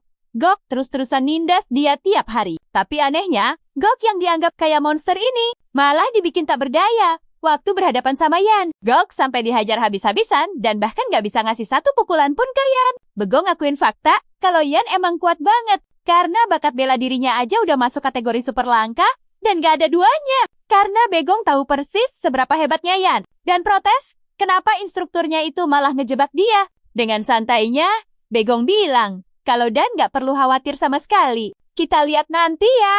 Begong yakin banget dan sebenarnya jauh lebih kuat dari Yan. Cuma dia belum sadar aja. Ikuti terus ya. Kita akan melihat rahasia masa lalu pemanah sakti pembasmi iblis ini. Dan sendiri bingung kenapa harus menantang Yan berduel. Beong mencoba menjelaskan padanya bahwa ini sangat sederhana. Dia harus bertarung dan mengalahkan Yan untuk membuktikan kemampuannya sebagai seorang guru. Tapi sayangnya, Dan sama sekali tidak peduli dengan penjelasan itu karena menurutnya masalah Beong ini sama sekali bukan urusannya. Dan tidak punya ide sedikit pun tentang apa keuntungannya jika dia membantu Beong membuktikan bahwa dia bukanlah guru yang buruk. Kemudian Beong memberitahunya bahwa dia akan mendapat kesempatan emas untuk membalas dendam. Karena Gaul selalu menghajarnya, Beong bertanya, bagaimana perasaannya saat dia dipukuli tadi? Dia bertanya, apakah Dan merasa puas dengan keadaan itu? Atau apakah dia ingin membalas dendam dengan tangannya sendiri? Beong lalu mengatakan hal yang sangat menarik. Karena Gaul yang dianggapnya sangat kuat, ternyata tidak bisa menyentuh sehelai rambut pun dari Yan. Beong berjanji bisa melatihnya menjadi lebih hebat. Dengan cara ini, Dan akhirnya bisa punya kekuatan untuk menaklukkan Gaul sendiri. Setelah mendengar semua itu, Dan setuju bahwa menjadi lebih kuat adalah hal yang bagus. Namun, dia tidak ingin menjadi kuat hanya demi mengalahkan Gaul. Yang Dan inginkan hanyalah melampaui kemampuan dirinya yang sekarang. Beong sangat senang melihat tekad bulat Dan ini. Keesokan harinya, Beong langsung memulai sesi latihan pertama dan berlatih dengan boneka kayu, sementara Beong mengawasinya dari atas atap. Beong menyuruh Dan untuk menyerang boneka itu agar dia bisa mengukur tingkat kemampuannya. Nah, perhatikan bagian seru ini. Beong menyuruh dan menganggap boneka itu sebagai Yan agar dia termotivasi dan mengeluarkan seluruh ilmu bela dirinya. Dan langsung menuruti perintahnya dan menebas boneka itu berkali-kali. Dia terus melakukannya. Tapi tepat saat gerakannya mulai melambat, Beong berteriak menyuruhnya untuk tidak berhenti. Dan sangat berusaha mengesankan Beong dengan mengerahkan seluruh kemampuan terbaiknya. Tapi dia kehilangan keseimbangan dan jatuh ke tanah. Dia terbatuk kelelahan, sementara keringat terus mengalir deras di wajahnya. Beong lalu turun dan menghampirinya. Dia bertanya, apakah Dan tahu apa masalah utamanya? Dan menjawab pertanyaan itu dengan menjelaskan apa yang menurutnya salah pada dirinya. Dia menjelaskan bahwa saat melakukan jurus dasar, entah karena alasan apa, energi internalnya terus saja menghilang. Awalnya, Dan mengira dia salah mempelajari ilmu klan. Jadi, dia mencoba memastikan hal ini berulang kali. Tapi, dia sadar tidak ada yang salah dengan jurus dasarnya. Setelah itu, Dan merasa ada yang bermasalah dengan dantian atau titik meridiannya. Jadi, dia memeriksakannya tidak hanya sekali, tapi berkali-kali. Sayangnya, ini pun tidak membuahkan hasil. Dengan semua ini, dan menyimpulkan bahwa dia tidak berbakat, Beong memberitahunya bahwa dia salah total. Dia mengungkap sesuatu yang belum pernah dan pikirkan sebelumnya. Dia berkata bahwa titik meridiannya tersebar lebih luas dari orang lain, dan sangat terkejut dan meminta Beong untuk menjelaskannya lagi. Beong mengulangi bahwa Dan lahir dengan titik meridian yang menyebar lebih luas dibanding kebanyakan orang.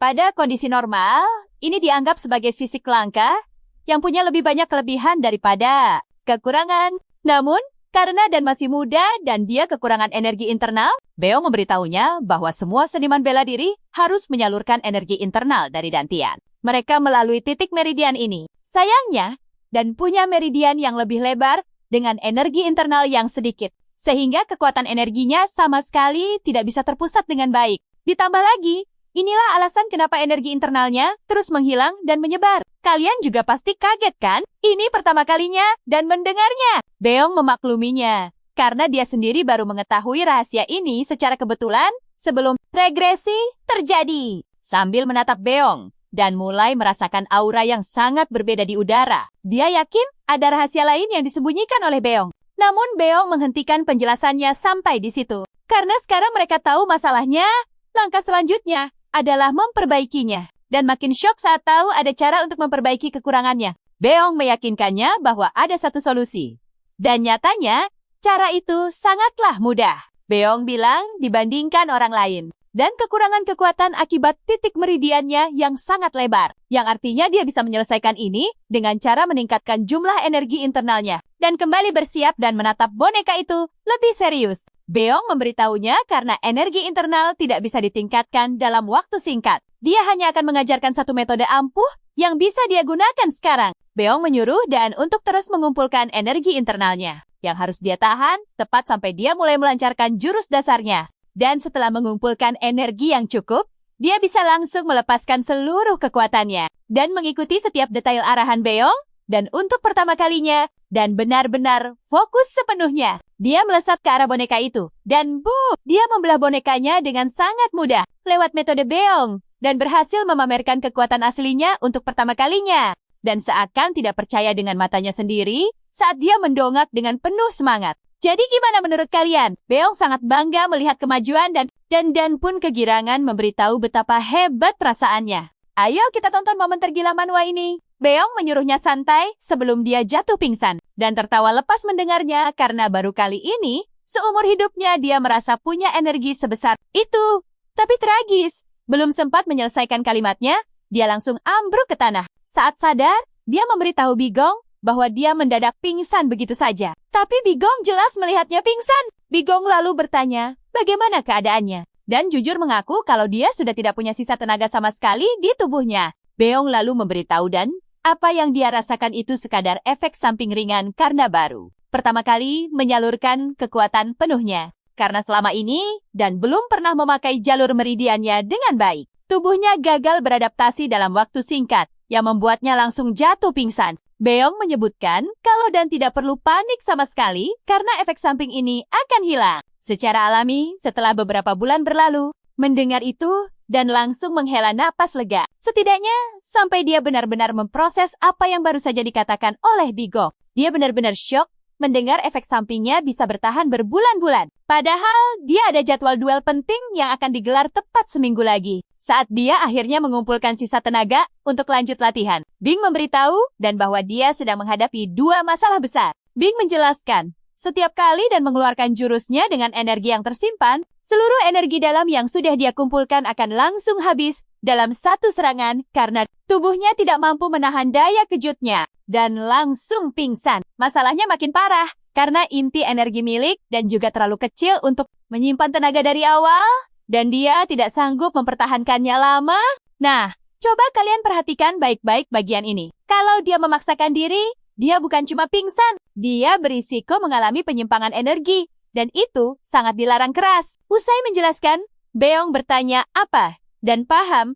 Dan dia mengangguk. Tapi anehnya, Dan malah cemas melihat tongkat kayu yang dipegang erat oleh Beong. Beong lanjut menjelaskan. Dia menyuruh Dan mengabaikan hal sepele itu dan lebih baik fokus memikirkan solusi masalahnya. Beong memberitahu, dan kalau dia sebenarnya bisa mulai mengumpulkan energinya tepat setelah duel itu resmi dimulai. Dia bertanya, butuh waktu berapa lama untuk mengumpulkan energi saat menghancurkan boneka latihan? Dan menjawab 7 menit. Beong sama sekali tidak terkesan karena dia yakin dan tidak akan bisa bertahan dari serangan Yan. Selama 7 menit penuh, Beong lalu mengungkap satu-satunya solusi ampuh untuk masalah ini. Dan harus menghindar mati-matian sampai energinya benar-benar terkumpul penuh. Dan akhirnya sadar, buat apa tongkat itu? Beong langsung menerjang berniat memukulnya. Tapi untungnya, dan berhasil menghindari serangan mendadak itu. Beong tidak menyerah, dan kembali menyerangnya. Dia menyuruh dan melupakan serangannya, dan pusatkan seluruh fokusnya hanya untuk mengumpulkan energi dalam. Gila! Beong mempersulitnya dengan memakai mantra ilusi agar tubuhnya berlipat ganda menjadi banyak. Kali ini dan gagal menghindar, dan kepalanya langsung kena pukul dengan keras. Rasanya sakit luar biasa. Tapi Bigong menyuruhnya berhenti merengek karena dia bahkan tidak pakai energi dalam. Dia lalu memaksa anak itu berdiri agar bisa lanjut latihan. Dan yang babak belur mulai ngomel soal metode latihan Bigong yang gila. Melihat itu, Beong langsung menatapnya dengan sangat serius. Bigong bertanya, apakah? Dan mengira dia sedang menindasnya. Beong lalu melanjutkan dengan bilang bahwa masalahnya sudah berhasil ditemukan. Yang artinya langkah selanjutnya adalah fokus pada solusinya. Kalian pasti setuju dengan hal ini kan? Beong bicara sangat jujur bahwa dia tak punya peluang menyentuh Yan kalau tidak berkembang pesat. Dalam seminggu, Bigong sadar latihan ini sangat menyiksa dan luar biasa keras. Tapi menurutnya, cuma ini satu-satunya cara agar dan punya peluang membuktikan kemampuannya kepada semua orang. Kata-kata tajam Bigong sukses meresap ke hati dan memberinya suntikan motivasi yang besar. Dia bangkit berdiri, meminta maaf kepada Bigong, dan memintanya untuk segera melanjutkan latihan menghindar itu. Dia meyakinkan Beong bahwa dia sanggup menahan latihan seharian penuh, kalau memang itu jalan satu-satunya agar dia bisa bertambah kuat. Sebenarnya itu hanyalah ucapan spontan dan karena terlalu semangat. Padahal di lubuk hatinya, dia sangat takut gagal. Tapi Beong tentu saja senang melihat motivasi muridnya itu akhirnya kembali menyala. Beong merenggangkan bahunya, lalu memberitahu dan kalau dia harus menahan siksaan latihan ini tanpa henti selama seminggu penuh. Sebelum dan sadar apa yang terjadi, Beong langsung menerjangnya dengan buas, membuat dan menangis histeris. Seminggu kemudian, waktu duel tiba. Yan dan melangkah masuk ke arena pertarungan. Sementara murid dan guru lain berkumpul untuk menontonnya. Yan tampil keren dan percaya diri, sedangkan sekujur tubuh dan dipenuhi luka memar. Tapi auranya menunjukkan kalau dia sudah benar-benar berubah. Hampir semua murid di sana terang-terangan meremehkan dan mereka sangat yakin Yan bakal menghajarnya habis-habisan di awal pertandingan. Beberapa mengira dan bisa bertahan karena mereka melihatnya latihan. Walau cuma dipukuli tanpa ampun oleh Beong sepanjang minggu ini, Gok juga ada di bangku penonton. Dan seperti biasa, dia merasa dan sama sekali tak punya harapan. Dia nyinyir, bilang, dan mending diam saja di pojokan daripada cuma bikin masalah buat mereka. Dalam hati, Gok terus menertawakan dan karena mempercayai omongan Bigong. Gok 100% yakin kalau Yen bakal mempermalukan anak itu habis-habisan di arena. Dan disinilah kita dibuat makin penasaran. Sebelum duel, Yan memberitahu Bigong kalau dia berubah pikiran. Dulu dia tidak minta hadiah kemenangan, tapi sekarang dia menginginkannya. Bong menyuruhnya untuk melanjutkan permintaan tersebut. Dan Yan dengan sangat percaya diri memberitahu Beong bahwa dia ingin pria itu pergi dari akademi. Jika dirinya menang, ayo kita mulai. Kalian dan aku tahu Beong pasti menerima kesepakatan itu, tapi dia mengingatkan Yan. Jika Yan kalah, dia harus patuh pada setiap perintahnya. Bong kemudian mengingatkan Yan untuk fokus saja pada Dan, bukan padanya. Ngomong-ngomong soal Dan, auranya terlihat jauh berbeda dari biasanya. Bong pun mulai membacakan peraturan pertandingan mereka. Kemenangan akan ditentukan jika salah satu pihak menyerah, kehilangan kesadaran, atau menjatuhkan senjata mereka ke tanah. Selain itu, serangan fatal yang membahayakan nyawa sangat dilarang keras di sini. Karena Beong bertindak sebagai wasit utama. Dia menegaskan bahwa keputusan akhir sepenuhnya akan ada di tangannya sendiri. Setelah semua pihak setuju dengan aturan mainnya, Beong langsung memulai pertandingan sengit antara Dan dan Yan. Baru saja dimulai. Dan tiba-tiba, merasakan lengannya seolah putus. Ini sangat mengejutkannya, karena dia bahkan tidak melihat Yan bergerak seinci pun dari posisinya. Tiba-tiba terdengar suara Yan yang menyuruhnya menyerah. Ternyata yang baru saja Dan rasakan hanyalah niat bertarung Yan yang sangat mengerikan, bukan serangan fisik sungguhan. Dan sadar, Yan bisa saja menghancurkannya jika dia mau. Tapi cowok itu rupanya hanya ingin dia menyerah tanpa perlu terluka sedikit pun. Tekanan mental ini langsung merasuk ke pikiran dan membuatnya gemetar. Keraguan muncul. Dia bertanya-tanya, kenapa nekat melawan orang terkuat di kelasnya? Parahnya lagi, dan baru sadar, dia cuma punya bekal latihan selama 1 minggu. Dan menoleh ke sekitar, dan melihat Bigong sedang menatap tajam ke arahnya. Melihat tatapan tajam Bigong, dan langsung merasa dia pasti akan dihukum habis-habisan kalau sampai kalah dari Yan di momen krusial ini. Dan kembali mengingatkan dirinya sendiri, apa alasan sebenarnya dia memulai pertarungan ini. Dia ingat betul ambisinya untuk menjadi jauh lebih kuat dari kondisinya yang sekarang. Itu adalah sumpahnya 1 minggu yang lalu, dan sekarang dia benar-benar siap untuk membuktikannya. Yan langsung menyadari bahwa dan sama sekali tak berniat mundur dan menyebutnya bodoh. Dia menegaskan sudah memberinya peluang emas untuk pergi tanpa terluka sedikit pun. Tapi, dan malah menolak tawaran itu. Sekarang, perhatikan ini baik-baik. Yan melesat dengan serangan super dahsyat. Tapi yang mengejutkan kita semua, dan entah bagaimana, berhasil merespons dan menangkisnya tepat waktu.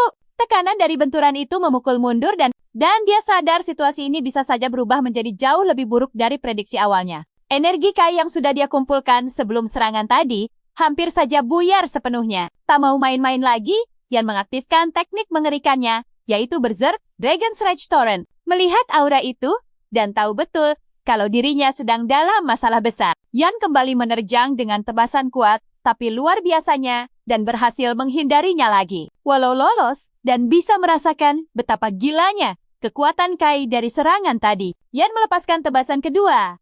Namun, dan lagi-lagi, berhasil mengelak dengan mulus. Kepercayaan diri dan mulai bangkit. Dia yakin dirinya benar-benar punya kemampuan yang cukup untuk terus menghindari serangan, mematikan Yan.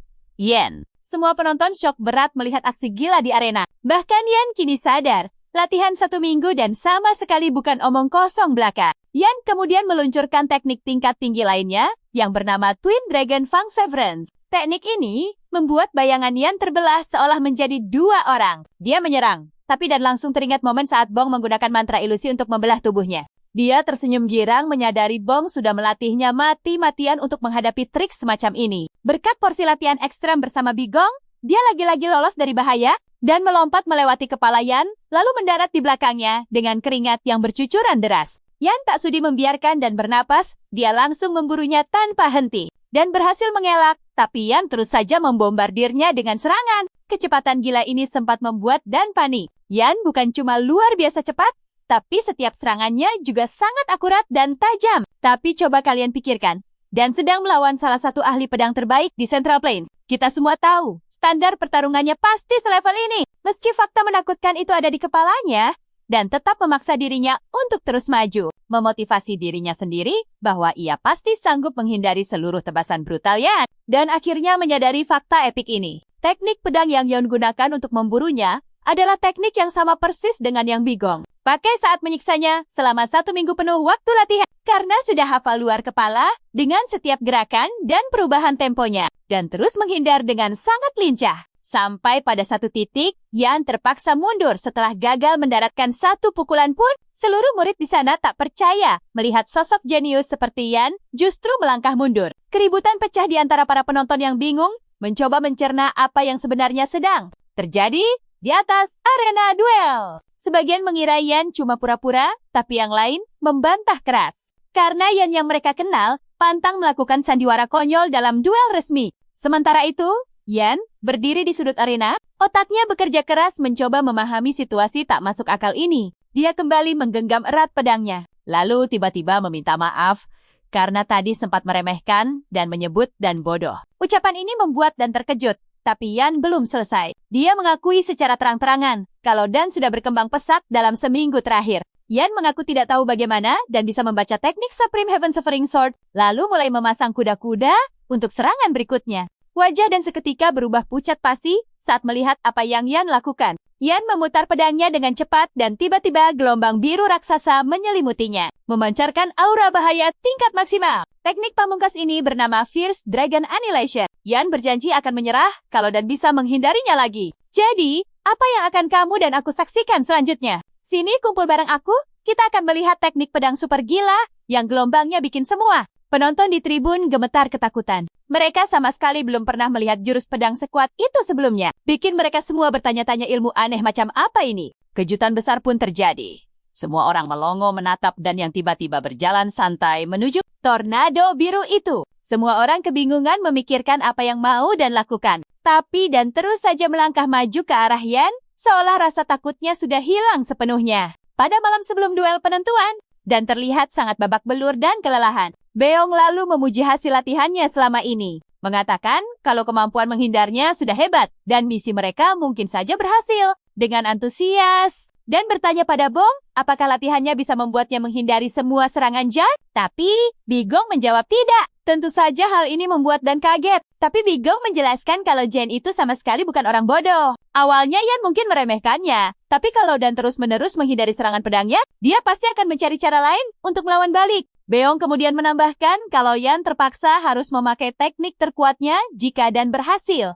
bertahan hidup sampai akhir pertarungan mereka nanti. Beong lalu menunjukkan pada Dan seperti apa teknik tersebut. Dia menjelaskan kalau jurus itu terlihat seperti naga ganas yang hidup. Sebuah seni bela diri mematikan yang bisa menciptakan energi pedang raksasa. Bang kemudian membuat Dan jantungan saat dia bilang kalau Dan sama sekali tidak punya peluang untuk menghindar. Bang bilang kalau melompat atau mundur untuk menghindari serangan brutal itu hanyalah sebuah usaha yang sangat sia-sia. Bang menjelaskan serangannya akan membesar dalam sekejap dan menelan seluruh stadion ini. Kamu pasti mikir hal yang sama denganku. Dan langsung shock dan merasa teknik pedang itu mustahil dikalahkan. Tapi Bang menyangkal pemikiran itu. Dengan sangat percaya diri, Beong bilang tidak ada hal yang mustahil di dunia. Dia lanjut menjelaskan kalau jurus berupa badai energi itu mungkin terlihat sangat sempurna. Tapi aslinya tidak begitu. Secara umum, teknik penghancur naga ganas adalah bela diri yang dirancang khusus untuk mengalahkan musuh yang ketakutan melihat kekuatan besarnya atau mereka yang mencoba melarikan diri. Bigong tersenyum licik saat memberitahu dan kalau cuma ada satu cara untuk keluar dari situasi mengerikan itu, yaitu Dan harus terus melangkah maju. Dan selama pertarungan berlangsung, inilah yang Dan lakukan sekarang. Meski semua peluang tampak mustahil, dia tetap melangkah masuk ke dalam badai. Walau badannya sedikit terluka, dia terus bergerak maju menuju Yan. Bong ternyata sudah menyiapkan, dan untuk semua kemungkinan terburuk. Dia sudah bilang pada, dan kalau Yan akan langsung bereaksi, saat menyadari kelemahan tekniknya sudah terbongkar sepenuhnya. Tapi, Beong memberitahu, dan kalau dalam posisi itu, pertahanan Yan sangat terbuka. Dia menyuruh dan mengambil kesempatan emas itu untuk meluapkan amarahnya dan menyerang. Dan mengikuti semua instruksi Big Bong. Dan dengan ini, dia menghajar Yan sebelum musuhnya itu sempat bereaksi, lalu menghancurkan pedangnya. Kalian lihat itu kan? Yan cuma bisa melongo kaget saat pedangnya hancur berkeping-keping di depan matanya. Yan kalah telak dan setelah pertarungan usai, Bigong menopang tubuh dan saat semua orang bersorak heboh untuknya, Bigong bertanya, bagaimana perasaan Dan saat ini? Di saat semua orang merayakan kemenangan ini, ada beberapa pihak yang sangat marah. Salah satunya adalah Gog. Dia sepertinya tidak percaya kalau Dan baru saja menang. Beong bertanya apakah Dan merasa gembira dan dalam momen penuh kebahagiaan itu dan menjawab iya. Beberapa waktu kemudian, Beong masuk ke kelas untuk menemui murid-muridnya. Karena mereka punya kesepakatan, Yan dan murid lain yang memberontak tidak punya pilihan selain hadir di kelas dan menerima Beong sebagai guru baru mereka. Saat Dan tersenyum ceria, Yan malah cemberut. Sepertinya masih tidak percaya kalau dia kalah. Beong tersenyum menatap kelas. Lalu dengan semangat mengumumkan dimulainya kelas pertama mereka. Setelah Beong sukses mendapatkan kepercayaan murid-muridnya, sebuah perdebatan panas pecah antara Siamyong dan kelompok badutnya. Siamyong tidak percaya kalau semuanya malah berjalan terbalik dari apa yang mereka rencanakan. Tujuan utama misi mereka sebenarnya adalah memastikan kalau Beong akan pergi meninggalkan akademi secara sukarela, tapi semuanya berantakan dan para taruna justru mengikuti guru itu. Dua murid paling menonjol yang setia padanya adalah Don Yan. Meski mereka sudah mencoba membujuk, dua murid itu tetap bersikeras ingin terus melanjutkan pendidikan di bawah bimbingan Bigong. Salah satu anggota kelompok lalu menyarankan agar mereka menukar kelas lagi. Tapi sepertinya Yan mengancam akan keluar dari akademi kalau mereka nekat melakukannya. Ini jelas bukan hal yang mereka inginkan karena bisa menghancurkan reputasi akademi sepenuhnya. Orang-orang ini sekarang menyesali keputusan mereka membiarkan seorang jenius seperti Yan belajar. Di bawah, Bang. Yang cuma seorang guru pemula. Anggota tim lainnya tidak membuang waktu dan langsung menyalahkan Samyong. Lagi pula, dia adalah pemimpin faksi mereka selama ini. Samyong lalu bertanya, apa benar Yan kalah dari Dan? Mereka bilang Yan mengaku kalah. Dan dari semua laporan yang ada, Yan memang dipastikan kalah. Samyong tidak habis pikir, bagaimana anak ajaib dari klan Yan bisa kalah melawan Dan? Makin penasaran kan sama sosok Bigong? Samyong pun akhirnya memutuskan kalau mereka tidak boleh membiarkan Bigong bertindak sesuka hatinya. Ayo kita mulai ceritanya. Tiba-tiba Samyong sadar kalau dia sudah mengirim permintaan ke Mener, bayangan hantu, tapi belum ada balasan sama sekali. Samyong kesal banget organisasinya, mengabaikan mereka begitu saja. Dia marah-marah dan menyebut mereka cuma sekumpulan tentara bayaran yang sok hebat dan sangat sombong. Tiba-tiba saja, Samyong mendengar sebuah suara misterius yang menyuruhnya untuk lebih menjaga. Ucapannya itu. Semua orang di ruangan itu langsung panik dan bertanya-tanya siapa yang sedang bicara. Samyong membentak menanyakan siapa di sana. Tapi suara itu mengejeknya bodoh. Tanpa dia sadari, ada ninja super seram yang berdiri tepat di belakangnya. Samyong benar-benar tidak percaya. Dengan semua pengalaman tingkat tingginya di dunia persilatan selama ini, dia sama sekali tidak bisa merasakan hawa kehadiran orang di dekatnya. Saat itu juga, para ninja akhirnya menampakkan diri dari Mener bayangan hantu. Dengan nada memerintah, sang pemimpin yaitu bayangan hantu 1, menuntut informasi lebih detail soal target mereka, Beong. Dia kemudian diberi sebuah lukisan wajah Beong, supaya dia tahu persis seperti apa rupa targetnya. Setelah keluar dari ruangan, bayangan 1 langsung mengadakan rapat rahasia dengan bawahannya. Bayangan 5 dan 7. Mereka benar-benar heran. Kenapa Samyong dan kelompoknya rela membayar sangat mahal hanya untuk menyelidiki anggota akademi mereka sendiri. Situasi ini sangat ironis, karena akademi itu selalu sok suci dan pahlawan di depan orang luar. Bayangan 5 asal bicara, bilang kalau mereka tidak beda jauh dari orang korup karena suka mengambil uang kotor juga. Bayangan 1 langsung marah dan mengingatkan bayangan 5 tentang apa misi utama mereka. Rupanya mereka bersumpah melakukan tugas kotor apapun sampai menemukan sosok tertentu untuk dilayani. Bayangan 5 langsung minta maaf, dan bosnya akhirnya membiarkan masalah itu berlalu. Dia lalu menyuruhnya untuk kembali fokus pada misi. Pertanyaan soal Jinbaek muncul, tapi bosnya menyuruh fokus pada target asli. Sementara itu bayangan 7 bertanya apakah bosnya percaya rumor kalau Beong mengalami sebuah pertemuan takdir. Tapi bayangan 1 menyuruh bawahannya untuk tidak menelan mentah-mentah rumor itu. Bayangan 7 masih penasaran. Dia bilang Beong dulu tidak bisa pakai energi dalam. Tapi sekarang tiba-tiba berubah jadi master bela diri. Kalian harus perhatikan bagian ini.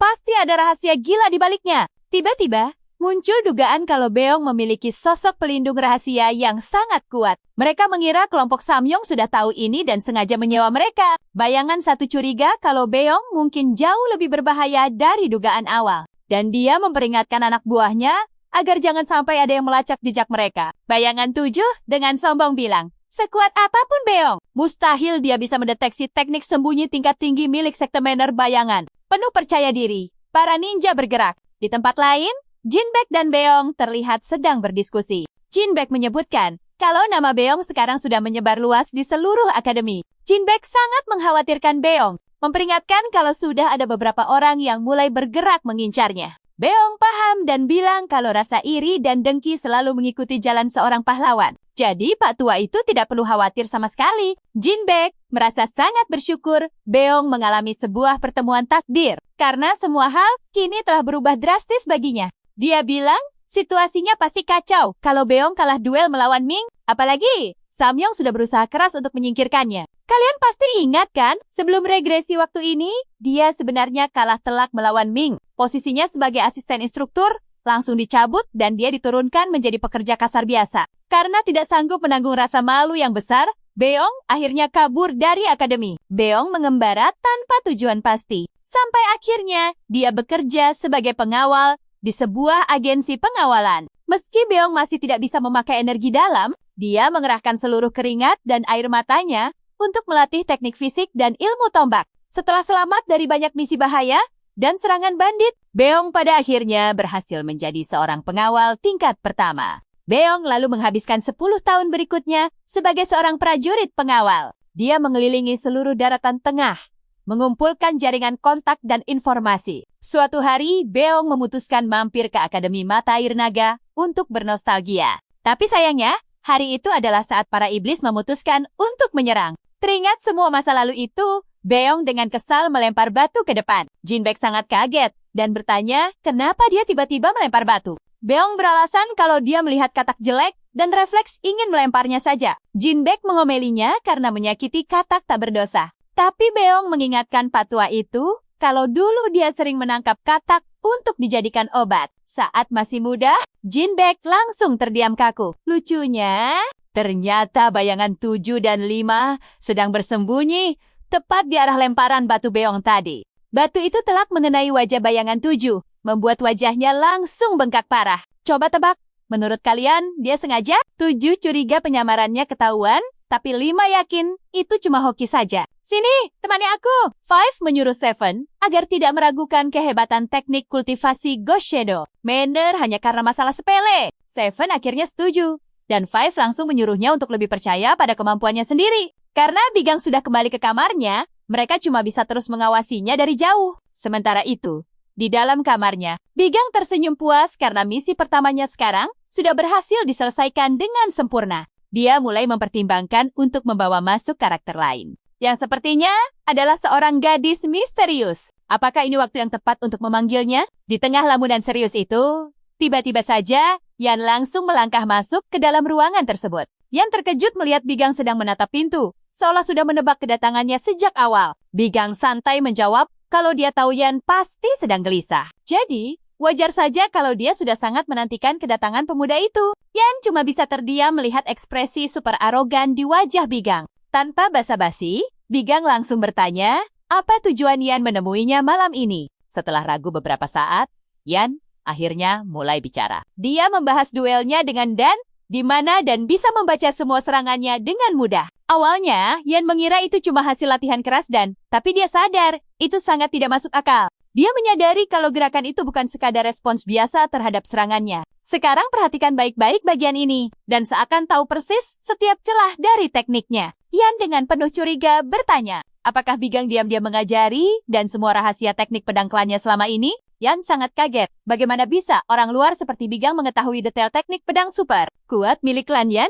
Bigang membalas dengan nada sangat sarkastis, menyebut teknik klan Yan sangat luar biasa dan terkenal. Jadi wajar kalau orang tahu. Tapi jelas, Yan terlalu pintar untuk termakan alasan konyol itu. Dia membalas, kalau rahasia sepenting itu, tidak mungkin bisa didapatkan oleh sembarang orang. Yan kesal karena dianggap bodoh, tapi Bigang malah memujinya karena tidak mudah tertipu. Bigang bahkan bilang kalau dia bakal sangat kecewa seandainya Yan langsung percaya begitu saja. Bigang lalu menyuruh Yan untuk lebih jujur pada dirinya sendiri jika memang ingin menjadi muridnya. Bigang tahu betul kalau Yan bukan cuma sekadar penasaran dari mana dia tahu rahasia teknik klannya. Dengan percaya diri, dia menyebut kalau Yan sebenarnya juga ingin tahu letak kelemahan dari teknik pedang Supreme Dragon Heaven Severin. Teknik epik ini sudah disempurnakan bertahun-tahun lalu dan diwariskan dalam klan sebagai ilmu pedang yang unik. Itulah alasan kenapa ilmu pedang ini diakui sebagai seni bela diri paling hebat di seluruh daratan Chongguet. Tapi, Bigang tahu betul Yan menyadari sesuatu yang aneh saat terus berlatih sejak kecil. Berkat kecerdasannya yang tajam, Yan berhasil menebak kalau teknik ini sebenarnya tidak mustahil untuk dikalahkan karena pasti memiliki celah. Karena dia adalah pewaris utama klan tersebut. Kita berdua pasti bisa menebak reaksinya kan? Mendengar itu, Yan mencoba bersikap sok kuat dengan menyuruh Bigang agar tidak meremehkan kehebatan seni bela diri klannya. Tapi, Bigang menyuruhnya untuk berhenti membohongi diri sendiri dan memperingatkan kalau di masa depan, semua hal yang terlihat penting seperti status atau tahta tidak akan ada artinya sama sekali. Bigang lalu mendesak Yan, mengatakan satu-satunya hal yang harus dia pikirkan sekarang hanyalah bagaimana caranya menjadi jauh lebih kuat dari kondisinya saat ini. Bigang memotivasi Yan untuk membuang semua keraguan yang menghalangi jalannya dan hanya berfokus untuk meningkatkan kekuatan. Setelah mengatakan itu, Bigang bilang dia baru akan membahas detailnya jika Yan sudah benar-benar siap. Untuk saat ini, Bigang hanya menyuruhnya untuk terus mengikuti instingnya. Tepat saat itu, Bigang mengambil bantal kayunya. Dan Yan kebingungan kenapa dia tiba-tiba memegang benda tersebut. Bigang cuma menyuruhnya untuk tidak khawatir, menyebut kalau benda itu sama sekali bukan masalah penting. Bigang lalu melempar bantal itu keluar jendela. beralasan ada katak yang berisik. Beberapa saat kemudian, 3 ninja yang bersembunyi dalam kegelapan tampak sedang memata-matai area itu dari kejauhan. Mereka mengawasi pergerakan Jinbek karena pria inilah yang paling dekat dengan Bigang. Dari semua info yang terkumpul, Jinbek hanyalah tabib biasa yang pernah bekerja di Gansu 5 tahun lalu menjadi tabib di akademi ini. Jinbek memang tabib hebat, tapi tidak ada tanda-tanda kalau dia pernah mempelajari seni bela diri dengan serius. Selain fakta tersebut, mereka sama sekali tidak tahu apa-apa lagi tentang identitas pria ini. Shadow One memang menganggap Jinbek orang biasa. Tapi di sisi lain, instingnya curiga. Ada rahasia besar yang disembunyikan pria itu. Tiba-tiba, Shadow One menyadari wajah Shadow Seven yang tampak babak belur, lalu menanyakannya. Ternyata, Bigang terus-menerus melemparkan barang ke arahnya seharian penuh, membuat wajah malang itu jadi bengkak parah. Shadow One bertanya apakah posisi mereka ketahuan, tapi Five dengan yakin menjawab tidak. Toh, Bigang sama sekali tidak bereaksi pada mereka, tapi Seven sangat yakin kalau Bigang sebenarnya sudah tahu. Shadow One yang marah langsung memarahi Seven karena meragukan teknik Lan. Menyebut semua lemparan itu cuma murni kebetulan belaka. Dia menyuruh Seven bertahan sedikit lagi. Karena mereka pernah menghadapi situasi yang jauh lebih buruk. Sampai di sini, kalian dan aku pasti kasihan melihatnya. Dengan mata berkaca-kaca, Seven setuju. Agar kejadian konyol ini tidak terulang, para ninja itu segera berpindah ke taman. Seven bersumpah akan menghajar Bigang jika ada barang nyasar lagi. Sang bos cuma bisa menenangkannya. Berjanji semuanya pasti akan baik-baik saja. Mari kita lihat kelanjutan kisah gila ini. Seven yang sudah menderita seharian masih curiga. Mengira Bigong akan bangun dan mulai melempar barang lagi. Tiba-tiba terdengar langkah kaki mendekat ke arah taman. Mereka pun langsung bersembunyi. Ternyata itu Bigong. Seperti dugaan, dia berbuat konyol lagi. Pemuda itu berdiri di dekat taman sambil bilang kalau dia harus buang air kecil. Dia mengeluh sepertinya terlalu banyak minum teh tadi. Shadow 7 yang bersembunyi langsung gemetar ketakutan. Dia sungguh tidak ingin percaya bahwa dirinya bakal jadi korban kejadian menyedihkan lagi. Lagi pula, jelas bukan cuma dia satu-satunya ninja yang ada di taman itu. Tepat di depan mata mereka, Bigong mulai buang air kecil ke atas kepala Shadow 7. Kesabaran Seven habis. Dia melompat keluar dari taman, berteriak keras pada Bigong, dan marah-marah menanyakan apa sebenarnya masalah pemuda itu. Konyolnya, Bigong bahkan tidak sedang buang air. Dia cuma menipu mereka seolah-olah sedang membuang hajat. Dia hanya menuangkan air dari teko teh. Tapi Seven sudah terlanjur membongkar penyamarannya sendiri sebelum menyadari hal itu. Yang bikin tambah kesal, Beong dengan santainya malah menawari Seven untuk minum teh bersamanya. Saat itulah Seven akhirnya sadar kalau Beong sudah tahu keberadaan mereka sejak awal dan hanya sengaja mempermainkannya. Sangat murka. Shadow 7 mencabut pedang ninjanya, lalu menerjang Bigong, berniat untuk menghabisinya saat itu juga. Beong berdiri tenang, lalu menggunakan sihir pelindung untuk menahan serangan itu. Pelindung itu menghancurkan pedang Shadow 7, dan Beong langsung mencengkeram kepalanya. Sekarang, perhatikan baik-baik. Sebelum Seven sadar, Beong membantingnya ke tanah bagai menghancurkan seekor serangga. Sambil tersenyum sinis, Beong menyambut Seven dan kelompok Ghost Shadow Manor, membuktikan dia tahu segalanya. Shadow 5 pun langsung berdiri dengan sangat terkejut saat melihat bawahannya sudah terkapar tak berdaya di tanah. Bigong dengan kesal memberitahu Seven bahwa inilah akibatnya jika berani ikut campur urusan orang lain. Seolah tidak merasa bersalah sama sekali, Bigong tersenyum lebar dan menyapa mereka sebagai teman-temannya. Shadow 5 benar-benar marah besar. Tapi baru saja dia mau menyerang Bigong, Shadow 1 langsung menghentikannya. Tiba-tiba Shadow 1 muncul di belakang Bigong, memberikan salam kepada sang instruktur. Dia mengaku sangat terkesan karena Beong sudah berhasil menemukan persembunyian mereka sejak awal. Beong tersenyum santai dan membalas bahwa dialah satu-satunya Begong yang sedang mereka cari-cari. Selama ini, Beong kemudian menyimpulkan bahwa Shadow 1 pasti pemimpin para kata, alias kumpulan orang lemah yang berlagak menjadi ninja. Beong lalu bertanya, apakah tindakan yang bijak bagi Shadow 1 untuk mengungkap identitasnya kepada orang asing?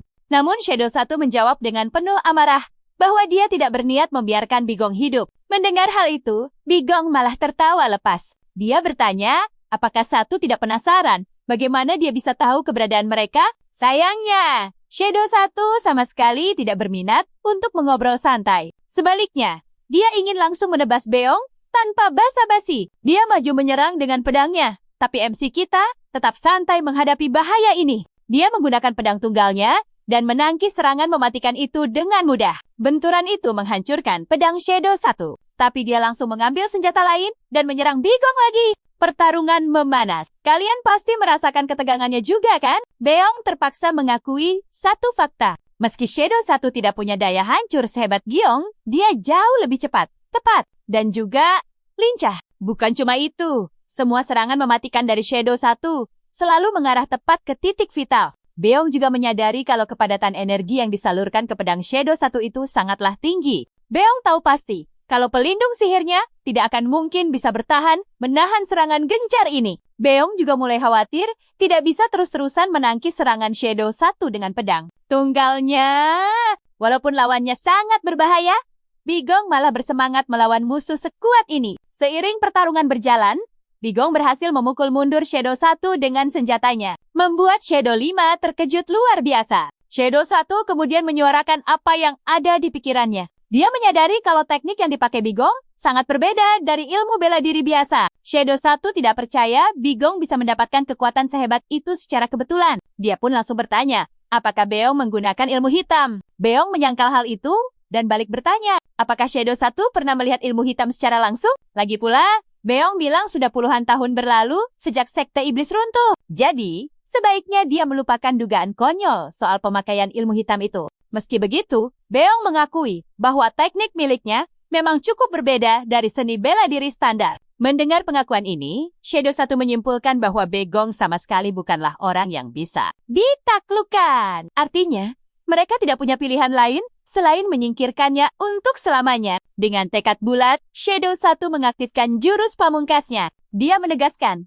bahwa semua yang dia lakukan hanyalah demi kebaikan Ghost Shadow Manor. Shadow 1 seketika menghilang dari tempatnya, membuat Beong cukup terkejut. Ternyata benar, Shadow 1 sedang menggunakan sebuah teknik rahasia bernama Soul Destroying Stride. Beong mengenali itu sebagai teknik pergerakan ilusi, jurus yang menghapus hawa keberadaan penggunanya dan membuat target masuk ke dalam kondisi kebingungan total. Jadi bayangkan ini, sanggupkah kita selamat? Teknik ini mengandalkan kecepatan super, di mana target akan diserang habis-habisan bahkan sebelum dia menyadarinya. Kalian siap? Mari kita tonton pertarungan ini. Sesuai rencana Bigong, Shadow 1 berhasil mendekat dan memutus lengannya dengan jurus tebasan hantu. Tapi, tunggu dulu.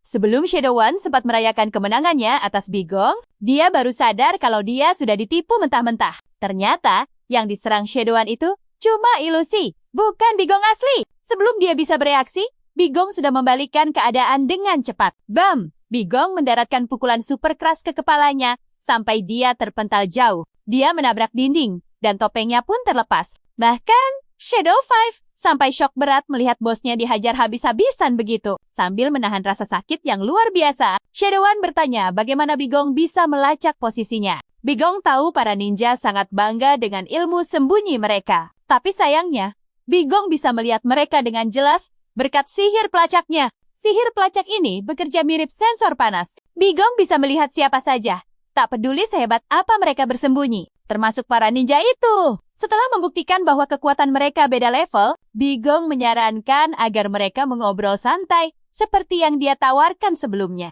Pada titik ini, Shadow 1 jelas tidak punya pilihan selain mendengarkan ucapan Bigong. Bigong kemudian mulai bercerita tentang Ghost Manor, yang dulunya dikenal dengan nama Sekte Origin. Sekte ini super misterius layaknya hantu. Mereka tidak pernah muncul di acara resmi manapun. Dan aliran bela diri mereka juga sangat tidak jelas. Tujuan dan niat asli mereka benar-benar dirahasiakan rapat-rapat. Perhatikan baik-baik bagian ini. Mereka bersembunyi sangat rapat sampai saat sekte itu hancur puluhan tahun lalu. Hampir tidak ada yang tahu. Hanya orang-orang yang lahir dan besar di sana, yang setia sampai akhir, yang tahu kebenaran aslinya. Para penyintas serangan itulah yang bangkit lagi dengan nama Ghost Shadow Manor. Ninja-ninja ini sekarang berkeliling wilayah untuk mengumpulkan banyak informasi penting. Dan pada akhirnya, mereka menjadi organisasi rahasia yang menjalankan tugas-tugas kotor serta berbagai misi berbahaya. Tapi ingat, semua ini mereka lakukan hanya demi satu tujuan besar, yaitu kebangkitan kembali Sekte Origin. Pada dasarnya,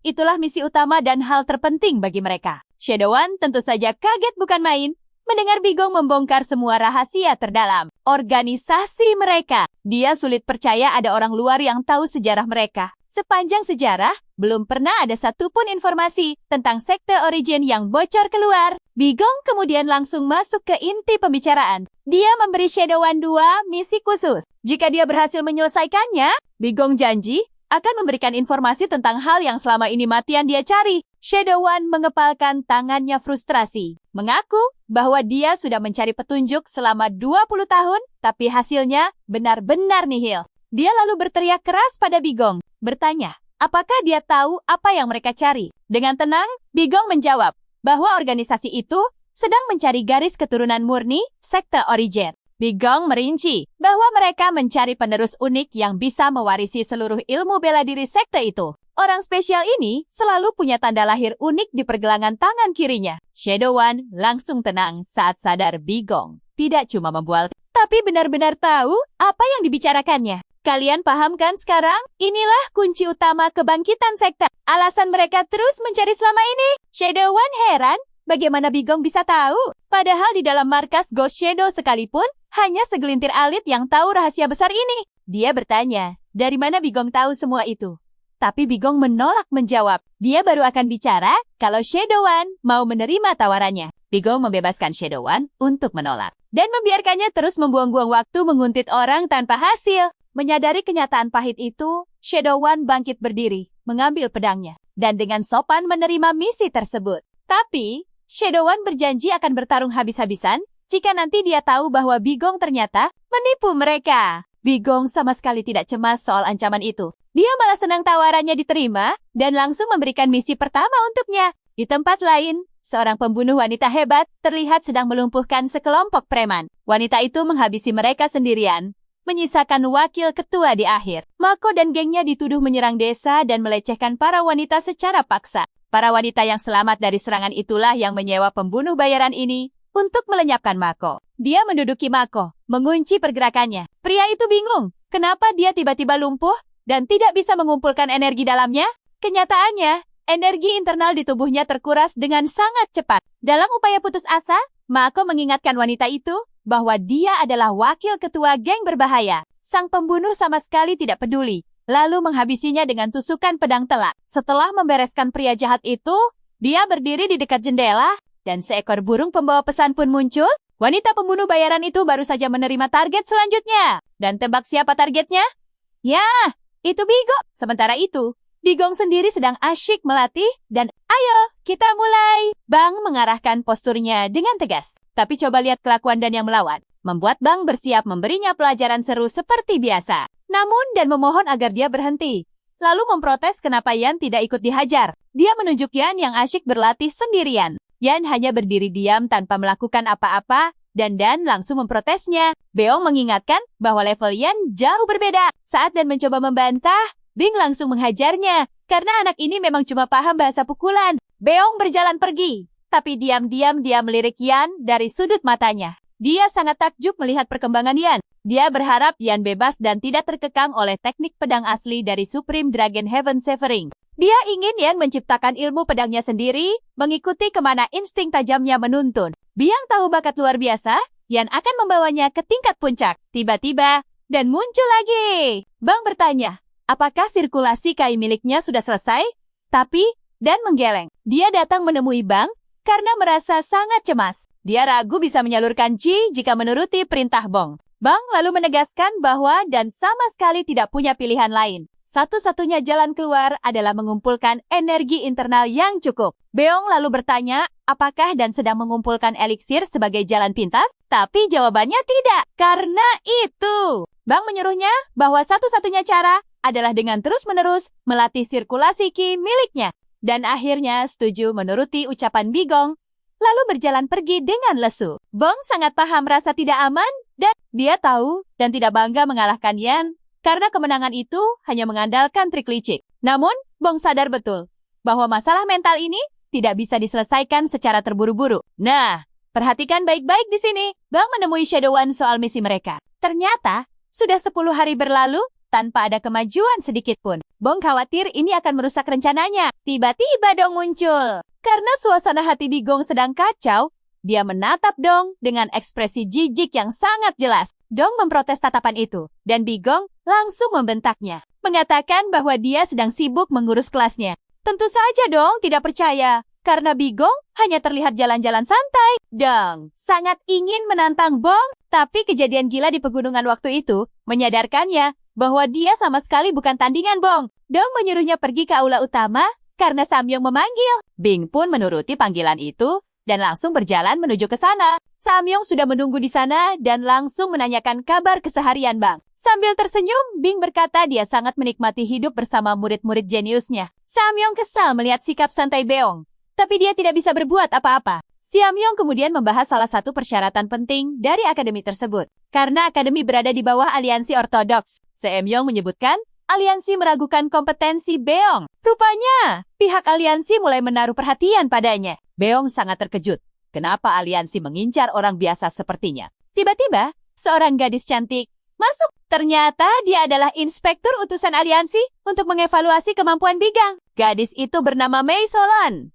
Kalian merasakannya juga kan? Kehadirannya memicu alarm kecurigaan di dalam kepala Bigong. Namun, dia berbohong dan pura-pura terpikat oleh kecantikan gadis itu. Si Amyong menjelaskan bahwa Mei adalah master wanita kebanggaan aliansi ortodoks. Dia luar biasa hebat dan telah mencapai ranah puncak di usia yang sangat muda. Simyong memperingatkan Beong agar tidak mencari masalah yang bisa merusak hubungannya dengan Mei. Bigong tertawa santai dan meyakinkan Simyong bahwa dia akan bersikap sangat manis. Tapi insting Bigong berkata lain. Dia menatap Mei dengan sangat curiga. Kilas balik pun menampilkan misi rahasia Bigong untuk Shadow One. Dia bertanya tentang assassin bayaran bernama Soul Taking Celestial Maiden. Dan Shadow One mengonfirmasi bahwa dia tahu. Shadow One menjelaskan bahwa wanita itu bekerja solo tanpa sekutu. Soul Taking Maiden ini terkenal tidak pernah gagal melenyapkan targetnya. Shadow One belum pernah bertemu dengannya. Tapi semua targetnya selalu ditemukan dalam kondisi kehabisan energi kehidupan. Selain sangat mematikan,